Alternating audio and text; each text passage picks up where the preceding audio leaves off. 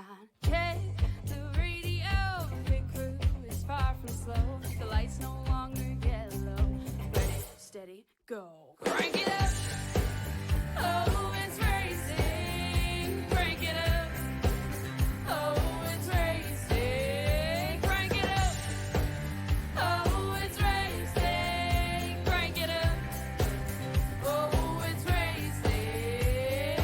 In love with the ride. Burning rubber smells real nice. Fuel it up once or twice. Come on, fast is the way to drive. Crowds all on their feet. Not one bothered by the heat. Imagine them in the driver's seat. Checkered flag would be sweet. Crank it up. Oh, it's racing. Crank it up. Oh, it's racing. Crank it up. Oh, it's racing. Crank it up. Oh, it's racing. Everybody get ready. On your feet. Here we go. 3, 2, 1. Crank it up.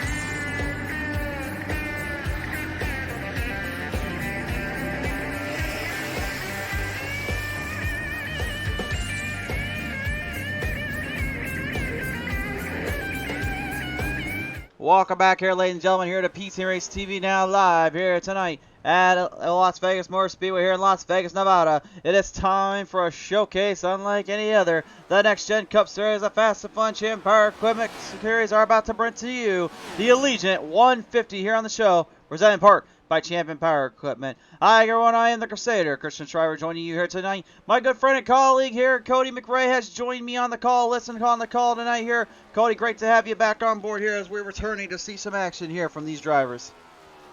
Yeah, I'm ready to see this action. We're now on a mile and a half where we've been seeing the super speedways of 2 miles, and we got the clash on that short track. Now we get to see what these cars is going to do in this mile and a half. We get to find out what these drivers will bring to the table, what they'll have at their stake and at their store. And on a track like this, my friend, this is really just a driver's paradise when it comes to the draft and the speeds. Aerodynamics of the car are going to be very much tested, but as you get later in the run, things can get a lot harder here on this mile and a half long track. Let's take a look at our Champion Power Equipment Track Tech Talk before we enter into talking with the drivers.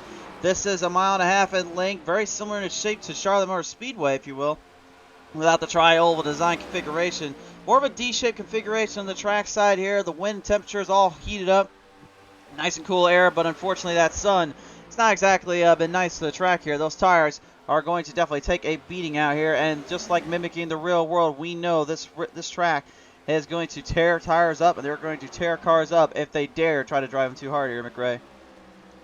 Yeah, we've been watching this practice. A couple of drivers, I got my eye on Craig Jansdick. He's the #1 practice position, and I mean, he's even having problems out there. I mean, he's running a hard line and stuff like that, but I see him spinning out here and there, but hopefully he'll get it straightened out. For further information there, while we go ahead and have the Zenny fam on the idea and on the line, let's talk with him real quick here, ladies and gentlemen. He now joins us. Your #1 practiced in time right now. The Zenny fan, Craig Jancic, now joins us in. Now, Jancic, at the moment, the Elite Industries Performance Motorsports machine has been at the top of the level, but it sounds like the track is also getting the better of you on some of these places. What's going on down there for you and your crew? Yeah, man. We might be fastest on the hot lap, but we know that that's not what this is going to be all about at all. Yeah, the Elite Performance Industries Camaro is feeling really good. All of us OSP guys are feeling really, really good about our general pace. Just the huge variable is our first intermediate track with this car. We don't really know what to expect. Obviously, you know, those that have watched the Cup races of the last 2 weeks understand that the intermediate tracks actually are a giant handful now. So as I snap the car loose here in turn 3, we definitely have our work cut out for us for sure. Giant wreck here. We somehow missed that one. Yeah, it's there's more question marks than answers right now, and maybe, you know, as the race progresses, we'll have a few more answers than question marks. But for right now, I'm just happy to see our guys near the pointy end of the leaderboard. With all said and done, what do you think is going to boil down to strategy-wise tonight? Strategy-wise, it's going to be taking your 2 sets of tires at the right time. 100 laps is a long time. We understand that this car does burn the tires. It burns them a little differently, though. it burns them more on temperature, more so than on actual percentage wear. So we have a lot to learn throughout the whole course tonight. And honestly, for me and the guys, I think we'll just be pretty happy with top 10s across the board. If we, execute the race appropriately, maybe we'll be a little bit higher up than that. But we're shooting for a top 10 here, debut in the next gen at a mile and a half, and anything better than that, I will be happy to accept. Best of luck out here, Janzik. Thanks, man. Thank you so much. Absolutely. Craig Janzik right now getting ready to fire this one on down, get some momentum going towards his way.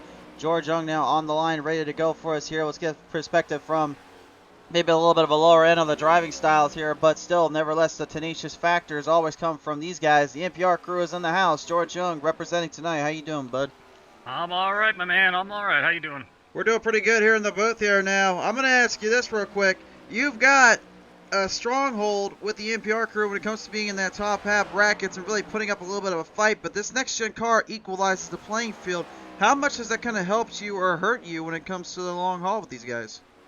I think it helps a lot. I mean, I've been picking up. Well, jeez, I've been picking up on it pretty good. We've been having some pretty good setups, so I'm feeling pretty comfortable in this car. So I certainly think it's going to help me here in the long run. Maybe early on we might struggle a little bit, but I think it's going to be okay as the season progresses. McRae, I know you've had your eye on him as well here. I know there's some things you want to ask him. I'll let you have the floor for this one, sir. We talked to Craig Janzik a little bit ago about pit strategy. What kind of a pit strategy are you looking at with only having 2 sets of tires and knowing this track is going to burn them off pretty quick? Well, look, if I'm thinking about it right now, I'm probably going to go as long as we can. I mean, hopefully we get some long green flag runs here. And so as of right now, that's what I'm thinking, and go as long as I can till run her out and take it from there. For sure there. All right. Well, nevertheless, George, we appreciate your time here, sir. Best of luck out here with your NPR crew. All right, thank you. George Young, ladies and gentlemen, number 48, looking to try to make a name for himself, try to make some showcase of him as well. Got a whole host of drivers really to talk with and really bring into the States. Let's now talk with 3Y Motorsports here. Ladies and gentlemen, the number 1, Brad Patton, now is on the line here. And Brad, watching your times right now, watching you bring this thing around the track here, it seems like you're having a little bit of a problem really getting some tempo and getting some timing here, or are you just saving something for later? I'm literally running my first laps in the new car here ever, so I'm just trying to figure some stuff out. I think I'll be fine for the race, though. For sure there. Now, what we saw at Daytona, obviously, was a lot of drivers struggling to keep these things online, trying to keep them controlled in the draft. But let me ask you this. Now you're on a mile and a half, and this is definitely an aerodynamic track that really can build up speed as much as it can break your speed. How tough is it for you and your crew to really kind of use that Daytona package to then having to work around the 670 package here at Las Vegas? All I know is I think there's going to be a lot of wrecks today. The car seems like it's the rear is getting a lot of loose and a lot of squirreliness. So right now we're just trying to figure out what we're going to do for basically the exit of the turns. That's our major problem right now is we don't want it to snap and whatnot. So we don't want to take anybody out, but we also want to figure out the setup. So we'll see what happens during the race. Copy that. Thank you for your time here, Patton. Appreciate it, bud. The number 1, ladies and gentlemen, Brad Patton on the line here. I see a little comment section in our chat right now. We got some love down there for the 77 of Brian Lorenzo, Jennifer Valquez coming on down. So I'd say, what do you think, McGray? Should we give her what she wants? Give the people what they want? Yeah, let's do it. Where is that boy anyway? Lorenzo, he's kind of hiding from us, isn't he? Let's get him in here real quick. He's 3Y Motorsports, ladies and gentlemen. Lorenzo comes on board here with now. And Lorenzo, welcome to the show yet again here, sir. And really bringing you in because you got some love in the crowd tonight. Jennifer Valquez coming on down to say good luck out there and proud of you here, my friend.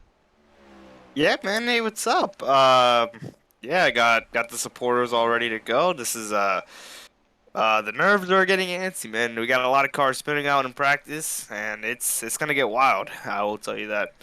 Now looking at this track here again, mile and a half wise. This is a little bit more sweet and shortened out. How much of the nerves kicking in from just maybe that overall feeling of having to go 2 wide versus 3 wide and these tires holding out from the start to the finish? I think 3 wide racing is just gonna be dangerous. If we go 3 wide, you could run the middle in the first couple laps, but since there's no grip on the top, I would feel terribly bad for the car on the top because they're gonna be like, if they don't spin, I would be surprised. Two wide racing is gonna be good, and tires. This car just got changed, big update, and tires is gonna be a big question all night. But I think yeah, it's just gonna be about pacing yourself all night and keeping those tires healthy. For sure there. Well, nevertheless, Alonzo, we do appreciate you coming on board here, sir. Best of luck out here with this crew at Las Vegas Motor Speedway. Thanks, man. See ya. Brian Lorenzo, ladies and gentlemen, here on the line here with us. I guess time to bring in an old friend, favorite, old family man himself. It's James Harris now on the line. James, how you doing tonight, sir? Pretty good. About how much so? Well, we're just kind of going around doing our thing, doing our business, having a little fun with the drivers before you get ready for this night's action. Now, let me ask you this here, sir. We've got a new little scheme going on, that 55 little screwball whiskey. I'm pretty sure you made sure to stay away from the whiskey and really kind of tightened the bolts up on this car tonight, didn't you? Yeah, the whiskey's for the post-race events tonight. Whiskey for the six. Okay, fair enough at least, but I'll ask you this here, sir. Right now, we're looking at times-wise, and a lot of drivers are only putting so many laps down the track, or they're literally just getting out on the track for the first time. How much of a driver-wise does that kind of make you a little bit nervous or make you think that they're trying to hold something back from you? I'm not so much worried about that. Of course, I think the fast guys are always going to be the fast guys, and so I pretty much know who we're going to be racing for the win. But to be honest with you, I don't know where we're even going to be at tonight because I can't seem to nail down a fast qualifying lap. But when it comes to race pace, I am I'm not going to say slow and steady, but I am steady and I don't lose a lot of speed. So I'm hoping we're probably going to qualify mid-pack, but I'm hoping for some long runs, even though I don't think that's going to happen tonight. I think we're going to have a lot of cautions. For sure there. Well, you got to do what you got to do, and you're a man of many words and many fames, so best of luck out here, sir. All right, man, thanks. 3Y Motorsports, ladies and gentlemen, James Harris on the line here. One last driver to bring in before we head down to the showcase today. Let's go ahead and have a word with Eli Childs now in the factory Canopy Records machine number 9 tonight here. And Eli, hope I got the sponsor right on that Ford Mustang here of yours. But nevertheless here, Las Vegas Motor Speedway, definitely a bit of a treacherous track when it comes to the high speeds and the thrills it can bring, isn't it? Oh yeah, it's definitely tricky with these cars. They tend to get a little loose after about 10, 15 laps, especially in 3 and 4, about the center. They get very unpredictable, so it's been a challenge, but I think we've got a setup dialed in now that should be pretty good throughout the race. So obviously, go with this momentum in mind, all this in play here. I'm going to ask you this real quick. Where do you think is going to be the best grip, best line for a long run versus a short run?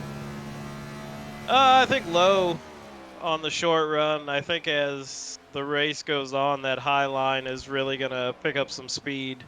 We ran a practice last week, and high line was definitely pretty quick running up there where Kyle Larson likes to run. So we'll see what happens as the race progresses here. For sure there. Well, we're heading to qualifying now. Practice is concluded. Childs, thanks very much for your time. Best of luck, sir. Appreciate it. Eli Childs preparing to go to war with these drivers, preparing to go to battle. As we'll cut to a quick commercial break. When we come back, though, we'll be right back with the action here for qualifying. As tonight's race here for the Allegiant 150 has been presented in part by Champion Power Equipment. When you guys need the right tools for the right job and all the power generators you need, there has only been one brand and name that we have trusted in and known for many years and many times now, and that is Champion Power Equipment. Be sure to check them out on their website at www.championpowerequipment.com. Also, be sure to head over their social media platforms, Facebook, Twitter, and Instagram. Give them a like, give them some love, and check out some of their local latest products they have in store for you. A big thank you again to Champion Power Equipment for their support.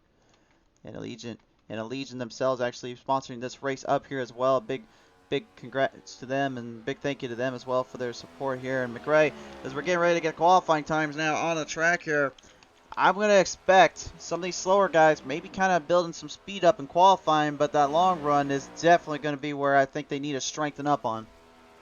Yeah, I mean, when you go out for qualifying, you got fresh tires. I mean, you're going to have them good fast laps. You're going to be able to run your line.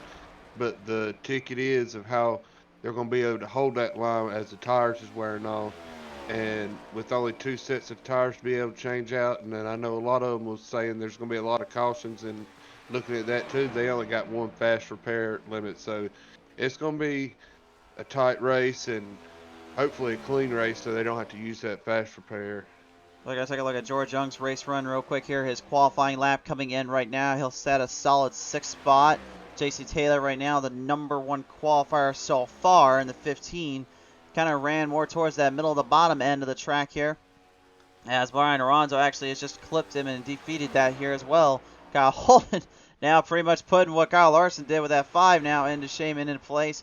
But right now everyone just kind of flipping around all over the place here. So sorry for the camera switches and all that, but again, drivers are just kind of getting their last minute runs in here. So Alonso still with one last lap here to go, though, as he'll pilot down off turn number 4. Let's see if we'll get a qualifying time in for him. Robert Lawrence is your #1 qualifier so far. And Lorenzo will stay at a... He's going to get the top spot out of that one. That's qualifying lap, a solid time. He's going to hit a time of 30.16. That's the fastest lap, top speed of 195 miles per hour. But he was able to manage the corners just a slight bit better, and it looks like speed may not always be the key to victory here. Yeah, I think slow and steady is going to be the key for this one, and patience. I can concur there. Well, let's take a look, though, because right now the big dogs are coming back out. James Harris not getting a very good qualifying time. He starts in the 16th slot. Drake Janzik looking to try to land down a huge time here coming off that back straightaway. RJ Longstreet wondering where is the 40. He's right here with us. Thomas Whitehead. I do not believe any of the Whiteheads are running with us today. Curtis Malinsky rooting for the number 40. Let's take a look at his qualifying time. And his qualifying time is going to be only an 18th. That was a slow lap. There's something we need to let you guys know in too, is that when these drivers are doing these kind of laps, they're doing slow, and then they do strong as can be lap, where they'll just ram that thing down. And did I just see Sparks coming off that 40 there a minute in turn number 2? Somebody rewind that back for me, please.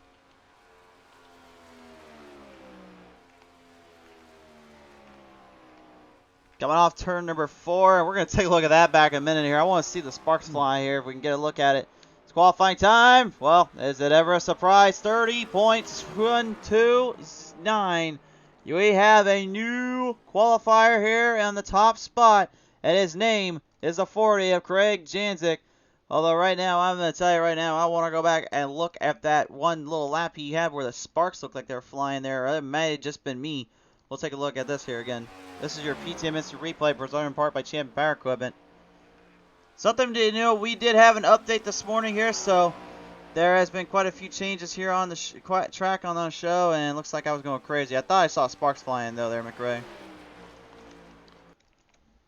Yeah, I was trying to get a good look at it too. I didn't really see nothing, but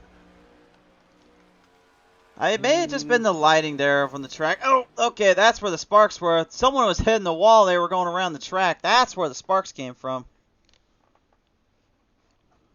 So, to clarify, Boyd Hawken, unfortunately, qualifying time not going to be concluded in. He's not going to be able to get this one in, so he'll have to start from the outhouse and work his way to the White House. Eli Childs will stay in the back as well. No lap for him, nor Christopher M. Hill.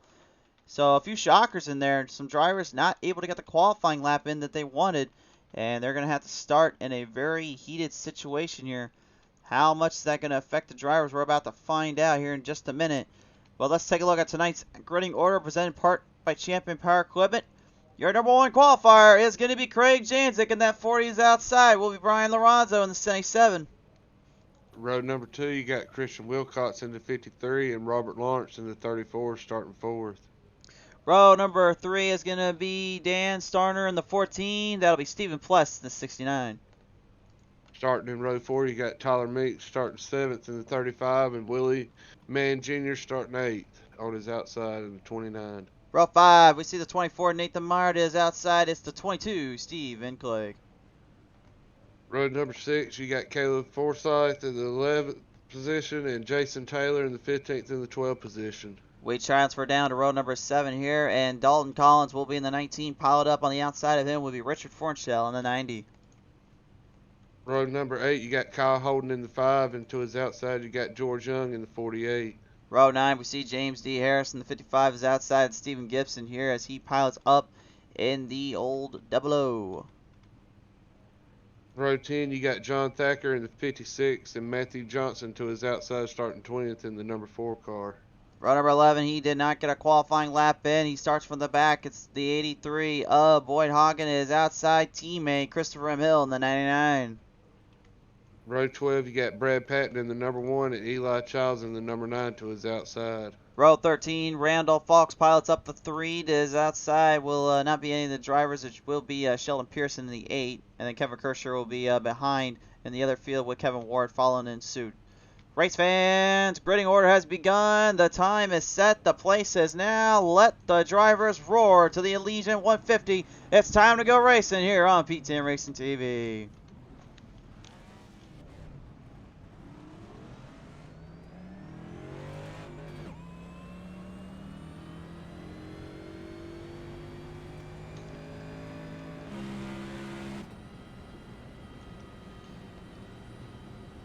Man, you can almost feel the intensity. You can cut it with a knife here. We're under the hot skies, hot sunny days here in Vegas.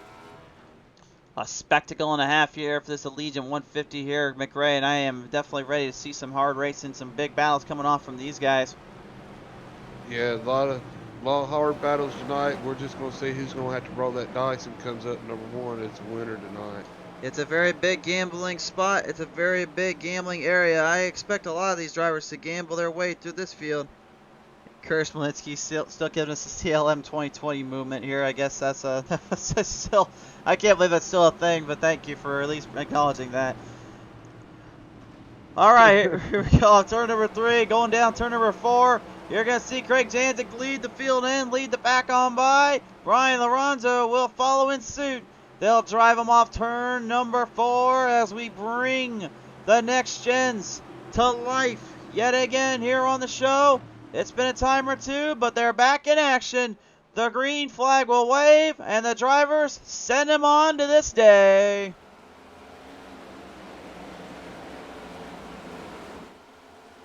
Greg Janzik with that little bit of jump on that restart, or on the start, not restart. I think he's trying to get a jump early on because he wants to try to use those tires up as much as he can without having to falter to the runs these drivers are going to bring to him. I think he's well aware that there's a lot at stake and a lot going on. Momentum is going to be key here, really staying in the proverbial line, proverbial shot, keeping these cars all underneath you.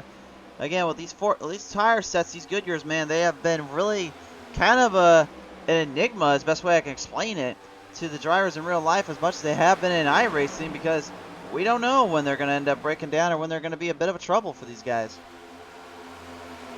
Yeah, with this new car, I mean, just the car in general is hard to drive. I mean, new body style, new aerodynamics, new motor, new handling. I mean, it's going to be wild. It certainly will be wild. It certainly will be crazy. And I'll tell you one thing right now as we go on board here with William Mann Jr., there's a lot of drivers driving with a bit of a heavy heart, unfortunately, here tonight and today on the show here. We did get word from the crews and all those down in Texas. Unfortunately, we have a situation with the hauler there with the ARCA Series driver and the ARCA Series crew, the ARCA Series truck driver there. So our thoughts and prayers out to him here in this day. So our prayers and to the family as well. So we wish you guys nothing but the best, and hopefully everything can be resorted out there. It is a darn shame we have had to undergo this in the motorsports world, but wanted to get that out of the way right now so we can kind of focus in on the race and just let these drivers do what they do best, and that's try to perform and put on a show for everyone at home. Talking about performing, I mean, they're doing pretty good. They're holding lines. I know it's early still, but I mean, they're doing pretty good. The thing I love right now, though, McRae, is you're watching this here, and you watch these guys just kind of corner through the track, like you see Dalton Collins in that 95, and he's just kind of like plowing through fields and trying through drivers like they're standing still. But in reality, they're just trying to keep these things in check and keep them on the run, because again, these cars want to break loose on you, and they want to get off the train and off the track as soon as you got them going. Yeah, they was talking about earlier when we was doing post-race interviews, they was talking about the rear end sliding out, tires wearing out, so that's going to be one thing to look at. There'll be one thing to lead to another here. We saw that 550 horsepower package give everyone fits as we go 3 wide saloon there into turn number 1. But was that a mistake? Boyd Hagen, a driver known for completely muscling the field and getting through drivers left and right. Even he falls victim to having the troubles of the next gens. He nearly loses in turn 1. You saw that bobble in that rear end there, McRae.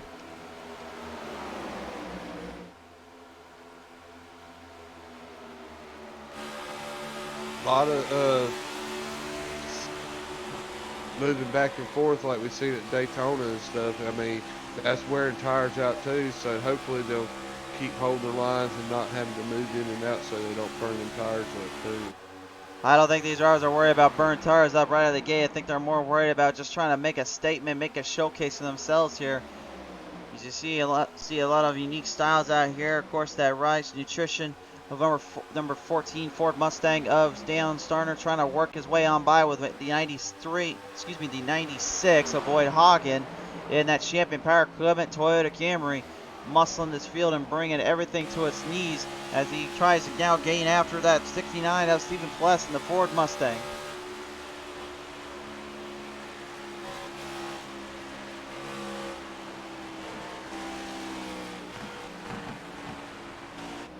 Ooh, a little bit of trouble down there, though. You see him kind of getting off the ridges, off the edges here. Driver's going 4 wide saloon there for a brief fleeting moment.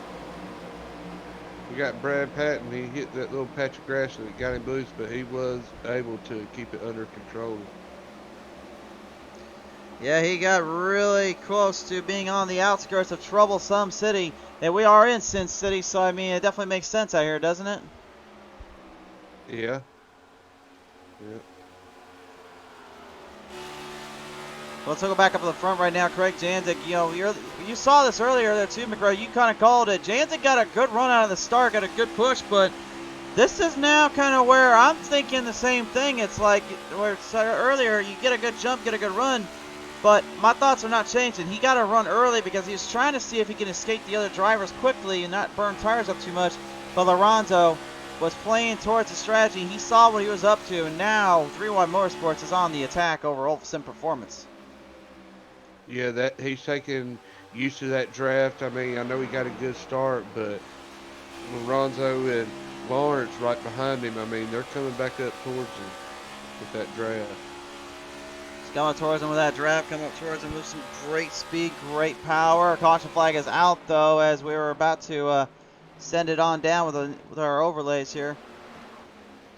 McRae, I do not see anything on my end here. What do you got? Let's see. I'm looking at John Thacker. He was pretty slow, so trying to rewind it. No, I'm not seeing nothing on that. Let's see. There is a little bit of smoke going out there earlier. Let's see if we can get a look at it from the PT Instant replay. It might have been on the 5 of Kyle Holden. Tracy Holden comes on board saying, "Go Holden." I did see smoke somewhere. Oh, there it is right there. I think that's the 90 Richie Fornshell. Yes. There was a wreck coming off turn number 2 there. Driver getting loose, almost spinning it completely around town. And almost sending it downtown. That was the 90 of Richard Fornshell. Let's take another look at it with the PTM Instant Replay.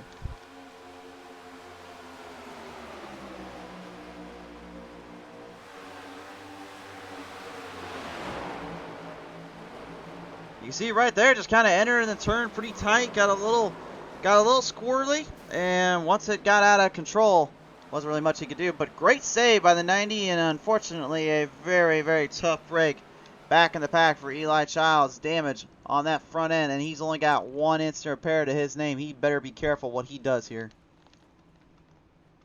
Yeah, he might want to use that right now because that took on a lot of damage. So, like you said, he better be careful throughout the race. I mean, we still got 90-something laps to go, so I'd be careful. He did take a fast repair, so that will inevitably slow him down a little bit when it comes to the long haul. He better be careful about it. But let's take a listen now in with some of our drivers. Now joining me on the call with Cody is the 15, Jason Taylor. Jason, how you doing tonight, sir? Doing good. How you doing? Pretty good. So the Motorcraft Ford Mustang number 15 has had its fair shares of highs and lows, and definitely has been trying to figure out which way to go. But here in Vegas, I mean, it's obviously now time to gamble your way up a little bit, isn't it? Yeah, tires are going to be the big thing tonight. They wear pretty quick. The car tends to get a little loose, so right now I'm just trying not to run the devil out of them, and hopefully these other guys are running a little too hard right now. Certainly indeed. As we try to get things a little bit more cleared up and kind of get more on the verge on the track, how bad do you think these tires can last per lap? Um, I don't know. The fall off's pretty good. We got 2 sets, so I'm gonna probably split it into 3 runs here and just stick with that strategy. They get bad, but it's like that once they get to a point, they seem to just stick. So we'll see what happens. For sure there. All right, well, nevertheless, Taylor, we do appreciate your time here with the Ford Credit Motorcraft number 15, sir. All right, enjoy it. Jason Taylor, ladies and gentlemen, here representing for the team Dump and Runs cars, as we're already going double file, back ready to go with the action here in McRae. Yeah, everybody get filed back up. Might see a little bit of different strategy here now. I mean, we're on lap 14, I think it is, 15 when we come to the line. We might start seeing a little bit of moves here, but not too much, I don't think. Yeah, I would say probably right now the biggest thing to watch out for is just really timing, control, and overall just really manipulating the track towards your advantage. There it says now really a multi-group track, high, low, medium, and low. Depends on which way you want to go.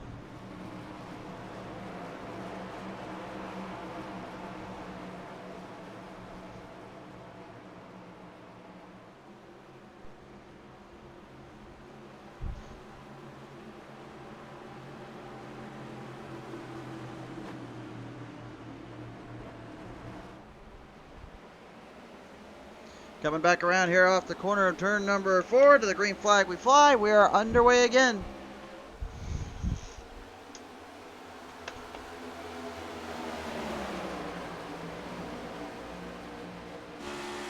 Chris Jensen with that on that restart. I mean, he's getting that run off that restart.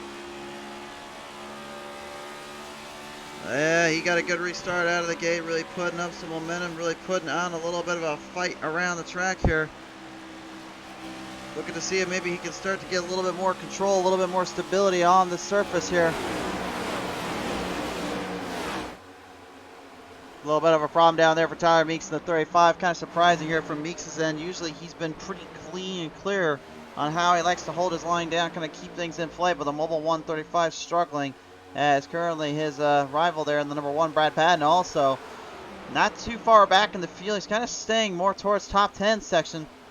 But I think he's kind of like a Kevin Harvick, if you will. He's more of a closer than anything else. He likes to just throw it right at the wall and throw it right at the end and see what he can get to it.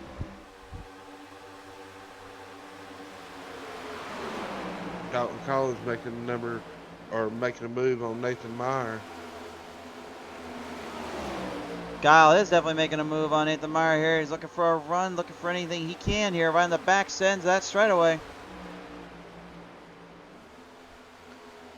I know Tracy's got to be loving every minute of this here, seeing her boy in that Speed Demon setups, number 5, just start to clear gaps, clear cars, and start pouring this thing down to the wire.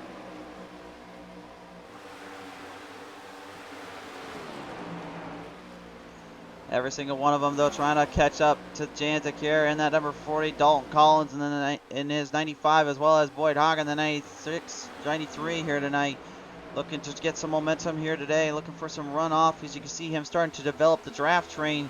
He's got Meyer and he's got Lorenzo with Lawrence following in pursuit behind. And I guarantee you, if you're Collins and Janzik, you're probably a little nervous about that speed and power that draft's going to bring to the table. Oh, hold on a minute though. Second place gets a little loose off turn number 1 and 2. Can he save it? No. Oh, it takes the 55 of James Harris right off. We've got a caution out here in turn number 2. A big wreck piling up and suing here off the 2.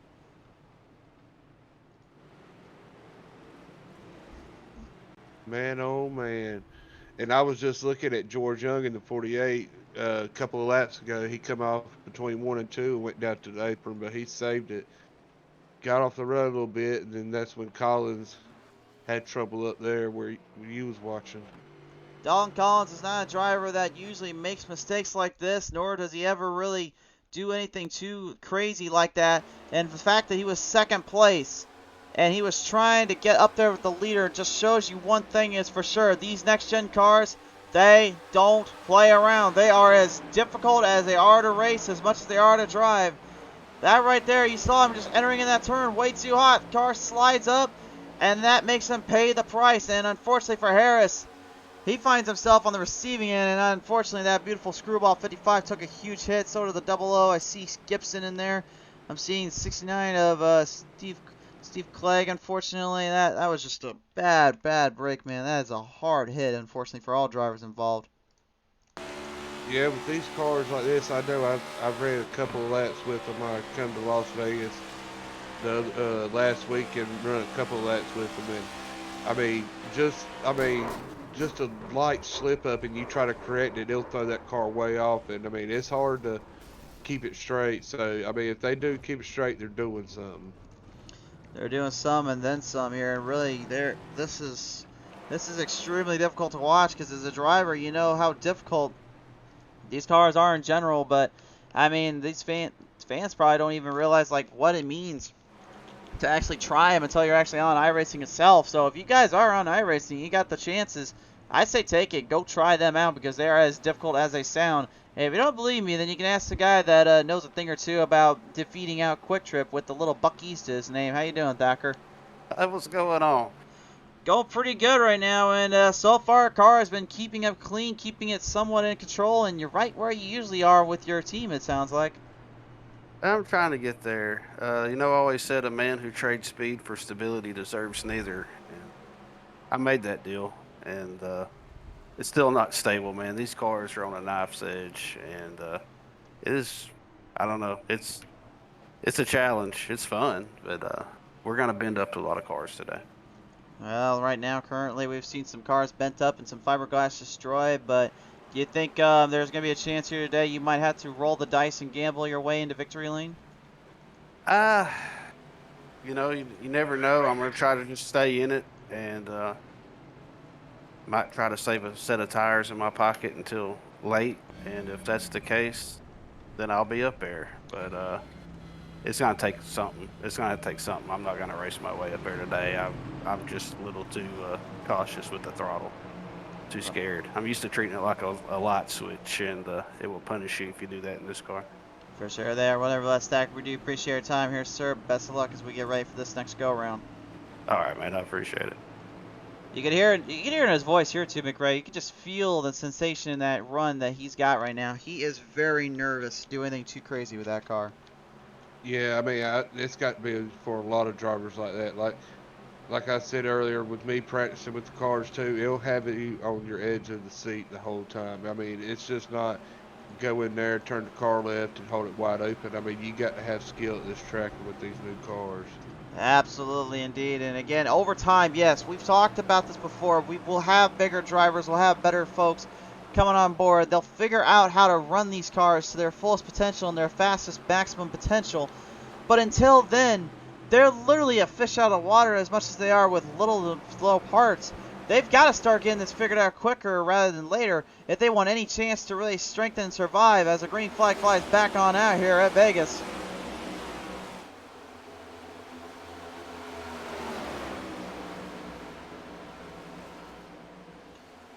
Jantic very, very low to that white line, and for good reason. Boyd Hagen, probably a nemesis to him and a thorn in his side. Coming up on his side here, it's the 96 Champ Power Equipment Toyota Camry now taking the race lead.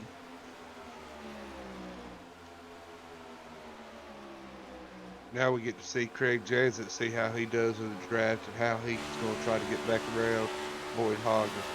That'll be easier said than done. Boyd doesn't exactly let just anybody by him, and I guarantee it with this car, he'll be forcing you to do a lot of crazier things than what Dalton Collins just went through.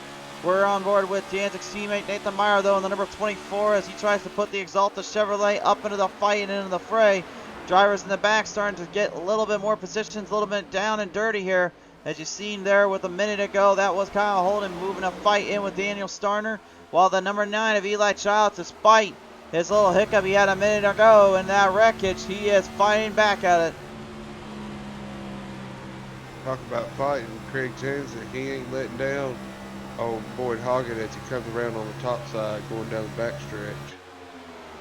Boyd Hoggett got cut down there. Jantic regains the lead here, and again, the Elite Performance Motorsports Industry machine cannot give up to anybody. They've got to stay focused. They've got to get right on that charge, especially when they know just how difficult every single one of these drivers are in this playing field and in this zone.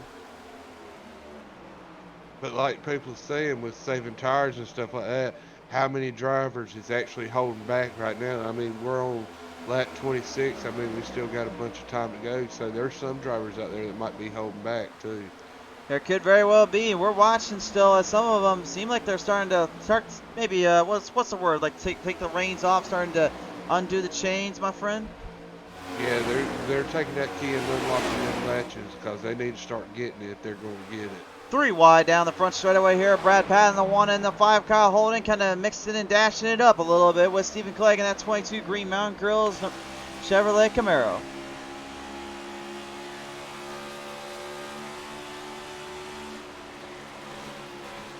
Well, McRae, it's that time of day again. It's loud and it's proud here in Vegas, so why don't we crank it up just a little bit louder?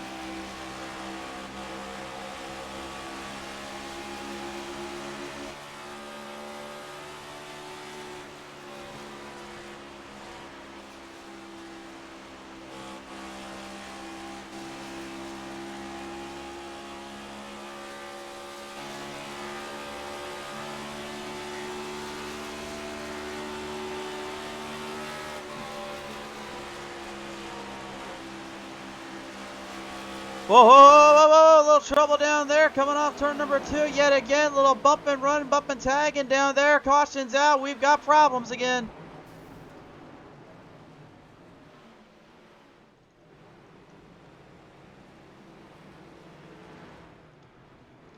I think that might have been Tyler Meeks I caught my eye on when we were going through the crank it up scenes here just a little bit. I'm not sure what happened exactly, McRae. I don't know, maybe you got a good look at that Mobile 1 here, or whoever had taken the spin in the lick here. Yeah, I'm trying to go back on my replay. Let's see. Looks like Wilcox got a little bit loose. Yeah, he got a little bit loose in the 14. Daniel Starter got into the back of him. Got a little bit loose here, kind of taking himself for a bit of a wild ride here. Let's take a look at the replay again. We're going to take another look at it from a couple angles here. This is Wilcox's point of view as it happened here. This is what transpired. Yeah, right there you can see it looked like he overturned it a little bit there. Got Starner. Starner was able to save it, but still collected the 95, and then he lost there in the turn yet again. Factory Canopy Corrector Records number 9 of Eli Childs able to avoid carnage, but John Thacker did not quite get so lucky. He saw a little bit of that damage on that right fender there, and it's now become an even playing field again. These drivers, man, I've known these drivers. I know how they race and how they can perform, but again, it just drives me absolutely insane that we're still trying to figure this car out, and we've had so much time, and yet it literally is still just a complete enigma. We just can't figure this thing out. But at the same time, that's the interesting part about this racing in this series. It really has made things change. Yeah, like you said, I mean, it looks like we would know the car, they would know how to race the car, but I think it's going to take this whole season into next season to actually learn how to drive this car. For sure there. Well, nevertheless here, I'm just going to try and see maybe if we can figure out really what's going to be the time gap and the time difference here that some of the newer drivers get ahead of these faster drivers and the veteran drivers, because even then veterans are getting taken for a ride and they're taken for a little bit of a spin around. And we're going to have to see what happens here in pit road, who takes tires and who takes fuel, as we'll be cutting right to a quick commercial break. When we come back, though, race fans, action's still heating up around here in Vegas. Don't go away. We're going to gamble up a few more here. Tonight's race, ladies and gentlemen, brought to you in part by Champion Power Equipment. You guys need the right tools for the right job. There's only one brand name that you can trust in, and they're all the power generator tools you need, and that is Champion Power Equipment. Be sure to check them out on their local listings on www.championpowerequipment.com. Also, check out their website, not just their websites, but their social media platforms, Facebook, Twitter, and Instagram. A big thank you again from all of us here on PT Race TV to Champion Power Equipment for everything, as much as the Fast and Fun Cup Series. Thanks to you as well. So the Allegiant 150 really, I mean, at this point, I'm seeing a lot of drivers take off. I'm seeing a lot of drivers go for quite a ride, but I think one thing we need to ask for sure is, what did it feel like to those that went for a ride? As now we join in with the number 90 here, Richard Fornshell. Fornshell, earlier on, my friend, you had a little bit of a tough go around turn number 1 and 2. What happened exactly? What went wrong down there? Oh, I just I was pushing a little bit too hard and lost it a little bit, and thought I had it, thought I gathered it up, and I did until unfortunately I was right in front of a teammate and made them take a pass repair. So yeah, it's part of these cars. Like they are super on edge. You got to be careful or you will go around. I'm sure you've seen. Sure, they have. We've seen a lot of it, and then some here. I know usually you guys with that old Gen 6s, you were going full throttle around this. How much throttle rhythm are you guys using around this track? It's I mean, it's a good bit. I think I'm cracking back at least like 50% in the quarter. So it's completely different. All the off throttle time in the world. You know, it's what we've been asking for, right? Absolutely. Make the drivers work the car and have to figure out how to be the best of wheelmen. Thank you so much for your time here, Fornshell. Thanks, Matt. Take care. Richard Fornshell, ladies and gentlemen, that 90 machine looking to try and bolster up some momentum, bolster up some runs, as we're about ready to bring the drivers back onto the stage here.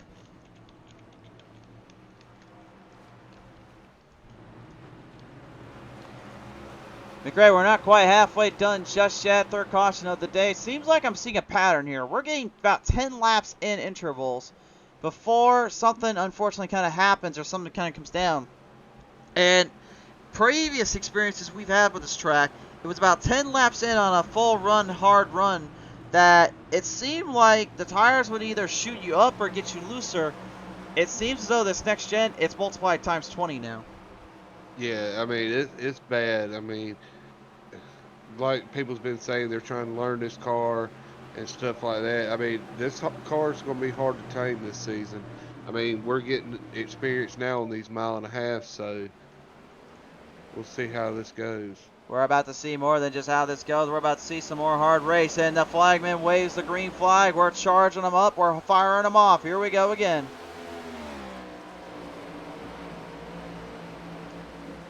And Boyd Hagen taking a play out of the Zanny fans book, as Pad now even decides he wants to make the runs, he wants to make the charges. Janzik is very keen and well aware what these guys are up to behind him.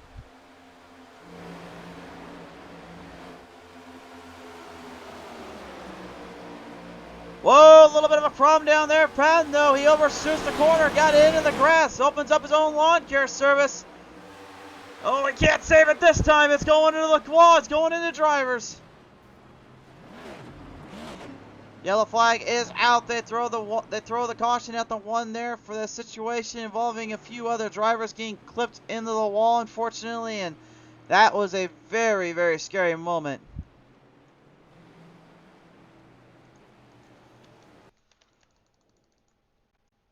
Taking a look at it here to see what exactly transpired here, presented in part by not only Allegiant but also Champion Power Equipment. Let's see what happened here.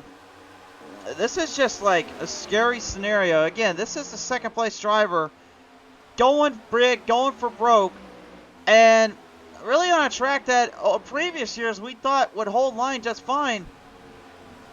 But this car has inadvertently just changed the game. It's pretty much what I like to consider an 87 Cup car because it is so harder to drive and it's so harder to stay in touch and stay under control without literally getting input into that bad spot.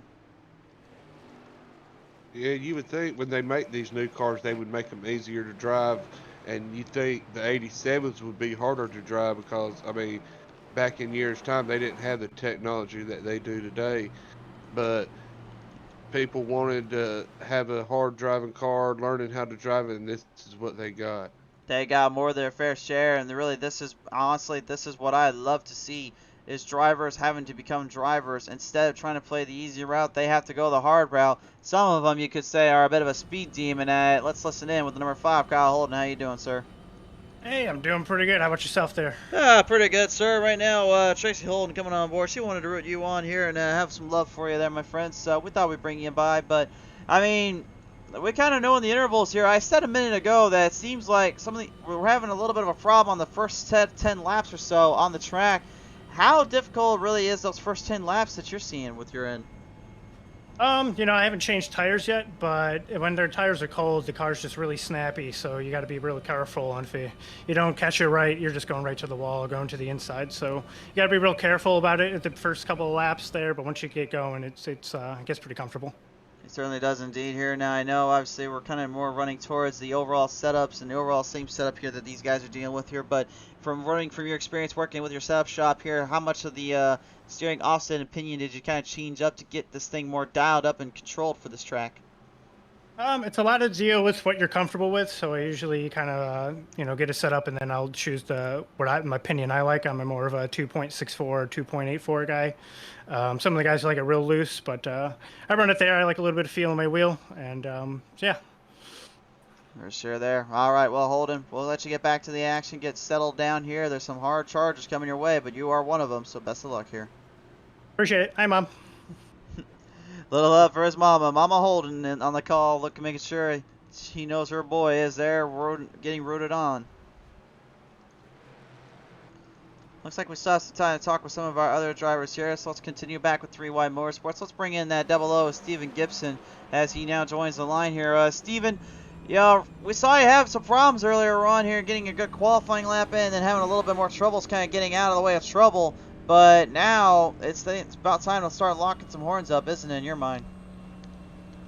Yeah, I didn't bother to qualify. Just wanted to feel the track out, feel the car, just not getting anybody's way. I hit the wall going into turn 1, which just gave me a little bit of damage, so I've just been getting it fixed and stuff. And then that big old pile up in the backstretch, I couldn't see because of the smoke in front of me, so I had no idea where he was. And then, this car's really snappy. Just snapped loose on the bottom there. Did my best I could to save it without trying to bring it into traffic, but it just wanted to do it anyways. The grass just wants to slide you there. So, I mean, just trying to minimize the damage and maximize everything you can out of it. Noticing that front end as well as the side skirts as well as the rear end, I'm going to ask you this. How bad does that aerodynamics get affected just by that little crinkles and cuts here on a track like this? I don't even feel any different, to be honest, as drafting. I will say the cars can take a beating. You can crush them into the side fence and, they run fine. I've already, gotten all optionals prepared, 3 times now, and it's still running, no RPM loss or anything, so still running good so far. Apparently I haven't hit the wall hard enough yet, so we'll see. Bit of a shocking news revelation to hear from you, but Gibson, we do appreciate your time for listening in on that. Best of luck as we get ready to get back to the action. Steven Gibson at 00 right now, ready to fire him back up, and that's a very interesting point here, McRae. We just heard from him. He's got damage, pretty gnarly little damage there on that car, and despite the fact that it's damaged up, he's still actually holding up okay. Yeah, you would think with that damage like it is with the aerodynamics and a 1.5 mile track, you would think it would hurt the draft, but sometimes it helps the driver out too, the way the car handles. Certainly indeed. I'm very interested to see what happens when we put these things on some short tracks again here. And I know, I'm just going to say this real quick. I know a lot of fans out there, myself included, have been saying over and over, oh, the 1.5 miles, 2 miles are now perfect now with this car. Let's keep that going and keep the crazy train with biscuit wheels rolling. But have we kind of forgotten what the Los Angeles Coliseum brought to the showcase and brought to the track? Have we forgotten that we want short tracks on the list and on the radar? I love the NASCAR fans out there, and I love everyone, you know, that supports this stuff, but have we forgotten that we were one time trying to get away from these things, and now all of a sudden we want them back? Like, what kind of crazy world we live in, isn't it? Yeah, I mean, we want short tracks, then we want mile and a half because we're on the short tracks. And when we get on mile and a half, we want the short tracks back. Like you said, personally, short tracks are the best, and that's my opinion too, because you get more tight pack racing. I mean, you have to be really on the edge of your seat then. I mean, you can't make no mistakes, nothing like that. Well, you might want to tell these boys that here, because right now I think they're trying to drive. They're going on a short track here. They are wheeling, dealing. They're at it again. Here we go. On the edge of their seats, we had the green flag pop out as we were kind of chit-chatting there for a minute. Nathan Meyer in a heated battle here with the Willie Mann Jr. in that 29. And Mann Jr. trying again to salute some friends, salute some families of theirs, trying to showcase his best talents, his overall control of the car, while also still looking for that first win of his career and his life here on Pete Racing TV.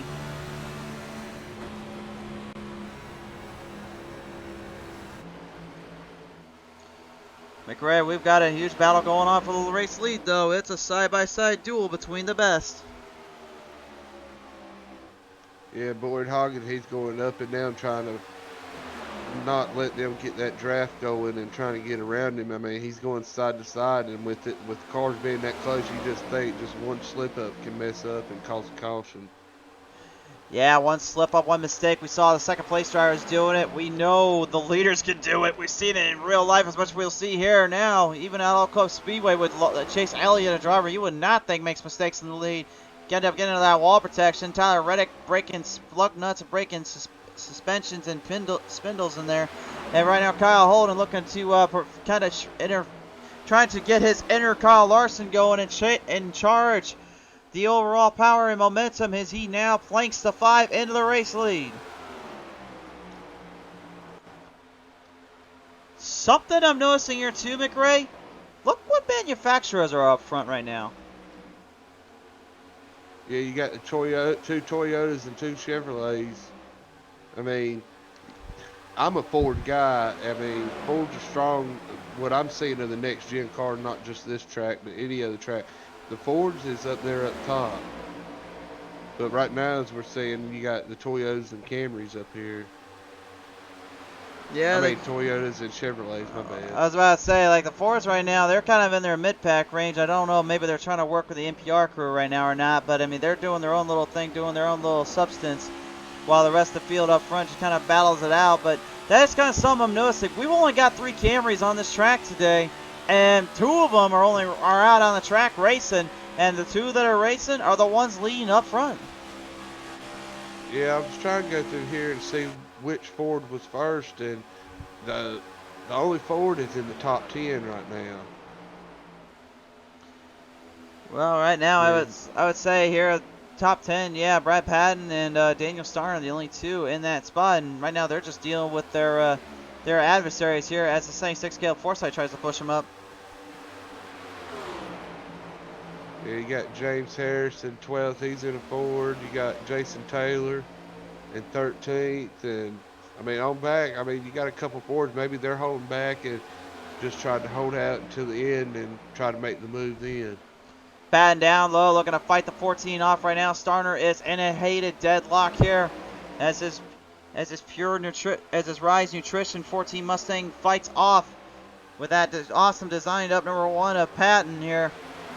It's anybody's guess who takes advantage there as Forsythe now has to deal with, if I had to guess, probably a rough, tough, and tough Texan here in James Harris. He knows what it takes to win in the desert. He's been here. He's been in Texas Motor Speedway quite a bit. He's raced hard there, but I guarantee you right now, him in Vegas is really just in his mind, we got to go big or we're not going to win this after that huge wreck he suffered earlier on.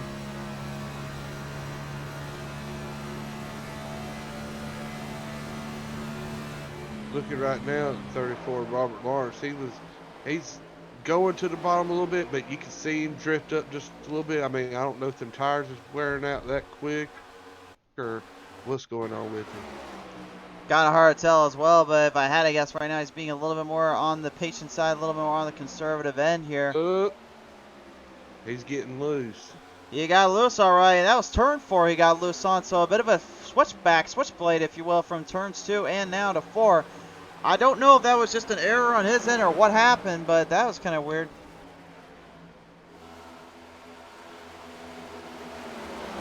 It looked clean in 1 and 2 that time, so maybe it was just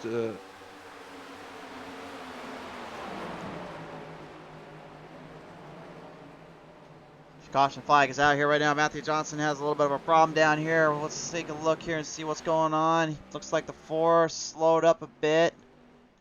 And he's definitely damaged up quite a shot on that one as we're reaching halfway point. So, no further ado, take it to the P2 instant replay. Let's take a look at this here. And it looks like just a single car spin, unfortunately, for the number 4.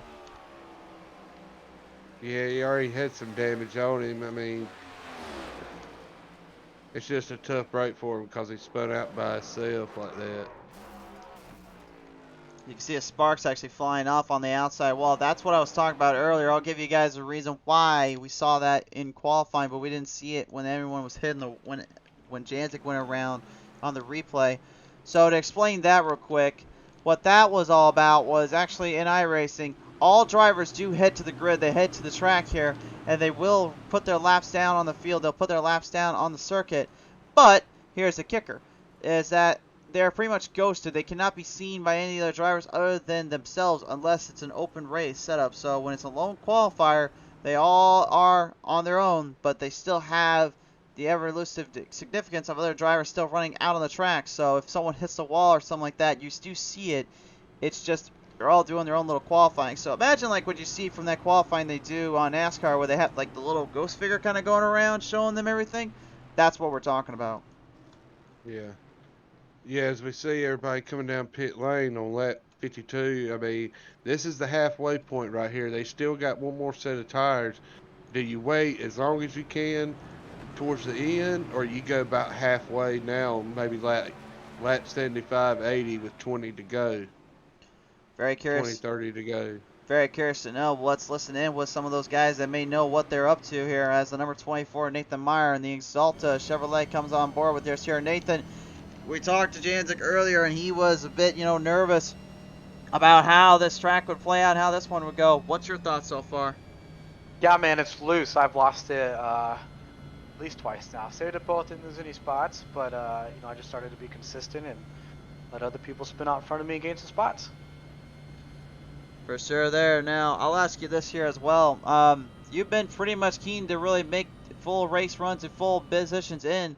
How long do you think you get a good long run on this car, though, before everything starts to go haywire? About 10 laps, and then it starts getting real weird, especially if you burn it up at the beginning. But got another set left with 48 laps to go, so we'll see how it plays out. Absolutely. All right. Well, Meyer, we do appreciate your time here, sir. Let's see what you can pull off here with your teammates. Thanks, man. McRae.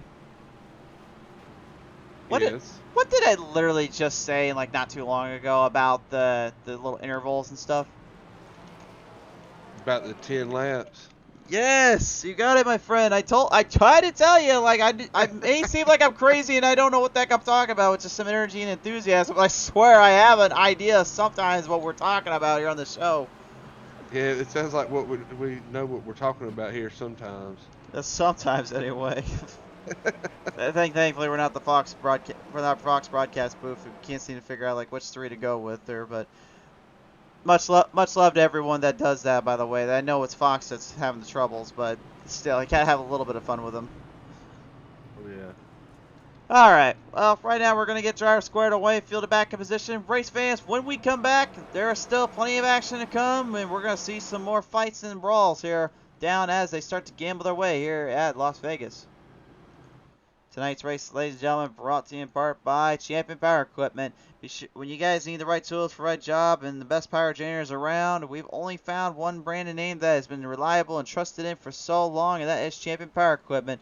Be sure to check them out on their local listings at www.championpowerequipment.com, as well as their social media platforms, Facebook, Twitter, and Instagram.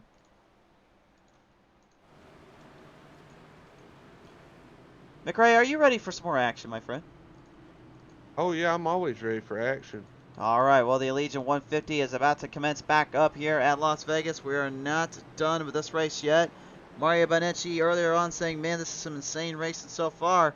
Yeah, it gets crazy, man. These things will get all over the place. They'll give you some serious momentum boosts and changes up on this track. And again, these mile and a halves, I mean, I'm going to be honest with you folks, and I'm going to be honest with you, McRae. I know I've said my piece and my thoughts about Texas Motor Speedway, and folks right now, like, from like Twitter and Facebook have always said, like, well, I'm curious to see if I think Texas can become a good track now with this car and this race and their package and deal.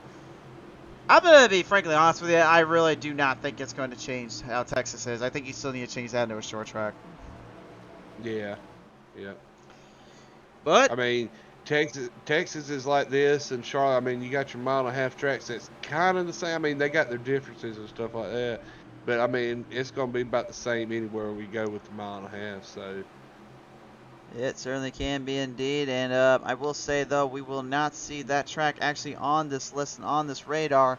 It's kind of a shocker to me here that they did not include it, but hey, you know, at the end of the day, they included what they wanted. The fans are going to get what they wanted here, so we'll get them back to the action, and I guarantee you we'll get Texas on the show sooner or later with these next gens updated. But as we bring the field back into play, 3 wide positions and maneuvers are being thrown around like ragdolls here. They're all looking for the same thing: charge up and fire off.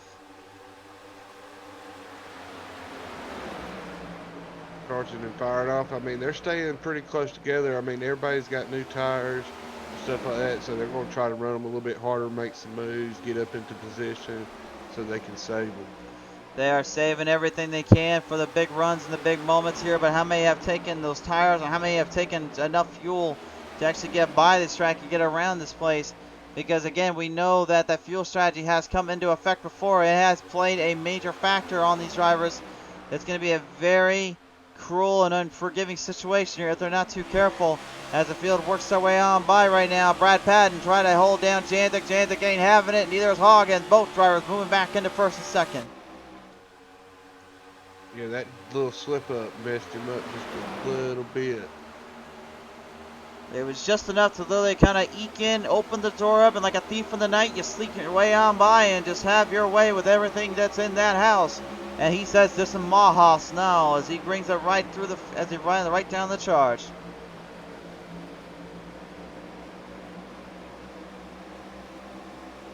A little bit of a switchblade battle back and forth here between Forsythe and Plus here, McRae.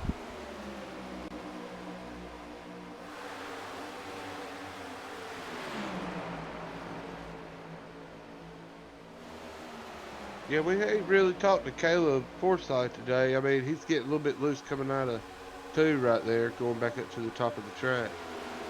Got a little bit loose, a little squirrely, and it seems like turn 2 has been giving drivers a lot of problems. I think fans at home probably wondering why is that. Well, let me give you an idea with this onboard camera here as we go on board here with Richard Fornshell.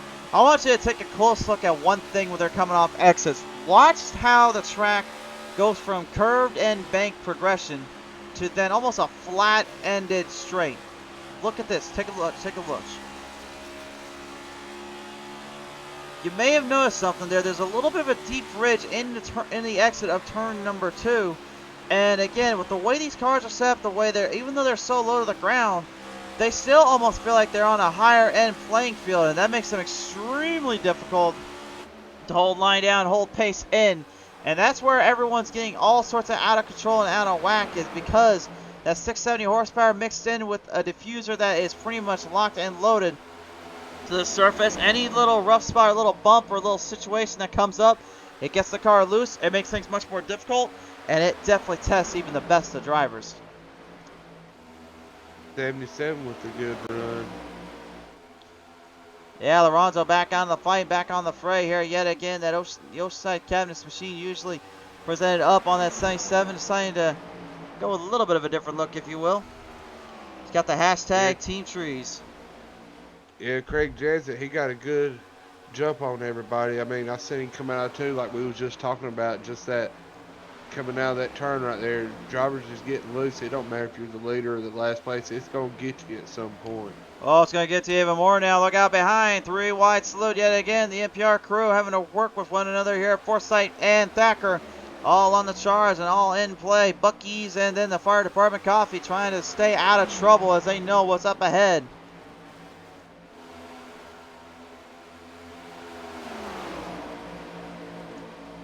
It's just quick, frenetic, back and forth pacing, and it's not just leaders doing it, it's literally this whole field. Now, this is literally what we were wanting when we got this next-gen Cup car. We wanted to know, can they equalize things and make things a lot harder for the drivers? I think we got our wish. Brad Patton yet again, though, in the one, sliding a job and down turn 4, trying to get out of his lawn care service business and get back to the air like Allegiant does. And he was able to save it this time, does not get in the way of the drivers, but that cost him dearly.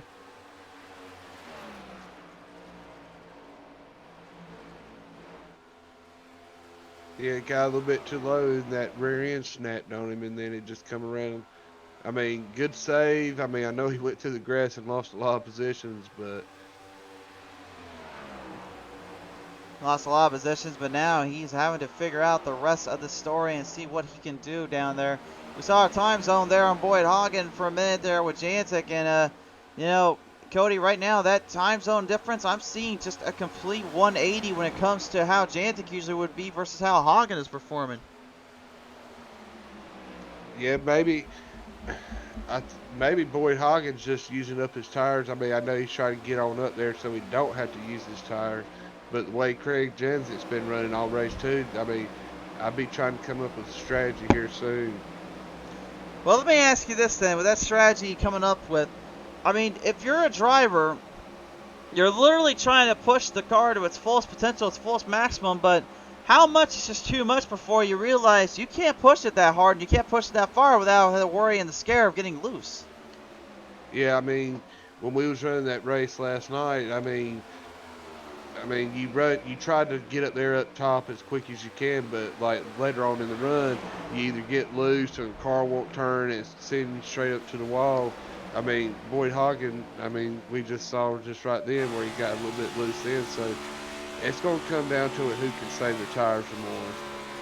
Certainly there indeed. Now, also, one thing, maybe, this may be one thing I'm going to really think about here and really kind of pull up on the scenario.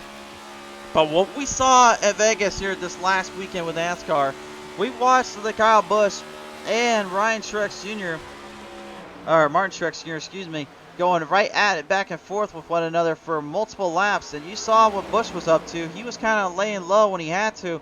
But when Martin Truex finally caught him and actually started to deliver the crossovers, you may have noticed something that Busch really was saving those tires up and was saving up for a last big run.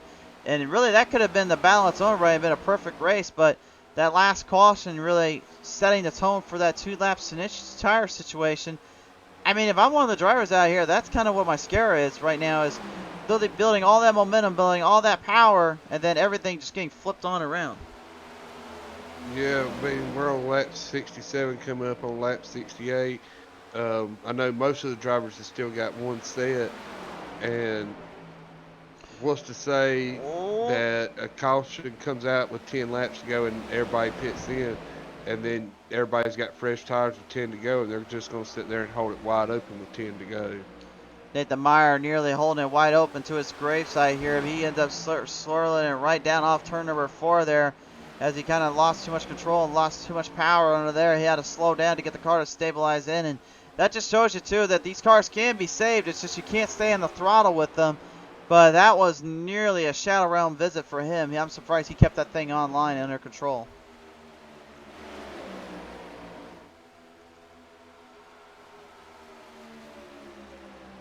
But all around, I mean, like I said, I know we gush too much about these next gens. I know we gotta slow down a little bit. Eventually, we will get past that huge scenario. But I mean, really, I do get kind of the flashbacks. I do get that nostalgia feeling to when. I mean, I know people hate this, but I get nostalgia back to the car of tomorrow days, where that car, literally with the aerodynamics and the speed it can carry, it felt like a true racer's track. It felt like a real battle of cars on the track here. And then even back in the 87s, I watched back some of those 80s and 90s races with the Pettys, the Earnhardts, with the Pearsons, the Allisons, and all the greats, you know, the Kwickis in them. I watched that back, and it's like, I just get that nostalgia vibe that makes racing so much fun, which is just, you got the best of the best, the elitist of fields, having to figure out each track, each car, each circuit, each circumstance, trying to make the best of their equipment and also trying to not destroy too much of what they got on the table. talking about the cars for tomorrow.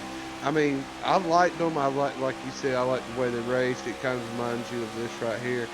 About the only thing that really threw me off with them cars that didn't make it look like NASCAR was the spoilers on them. Well, you say spoilers, everyone else will say the entire body itself. And look, I get what people mean by that, but to be honest with you, I kind of grew around it. I really didn't care. To me, it looked like a race car. So if it looked like a race car, it drives like a race car, it was a race car. If it's fast and can go around a circle, it's racing to me. I think anything that involves pushing, bumping, banging, side-by-side action, or three wides, or even just crossovers and throw sliders at each other, that to me is racing. Oh yeah. And that's why I usually call dirt races more than anything these days.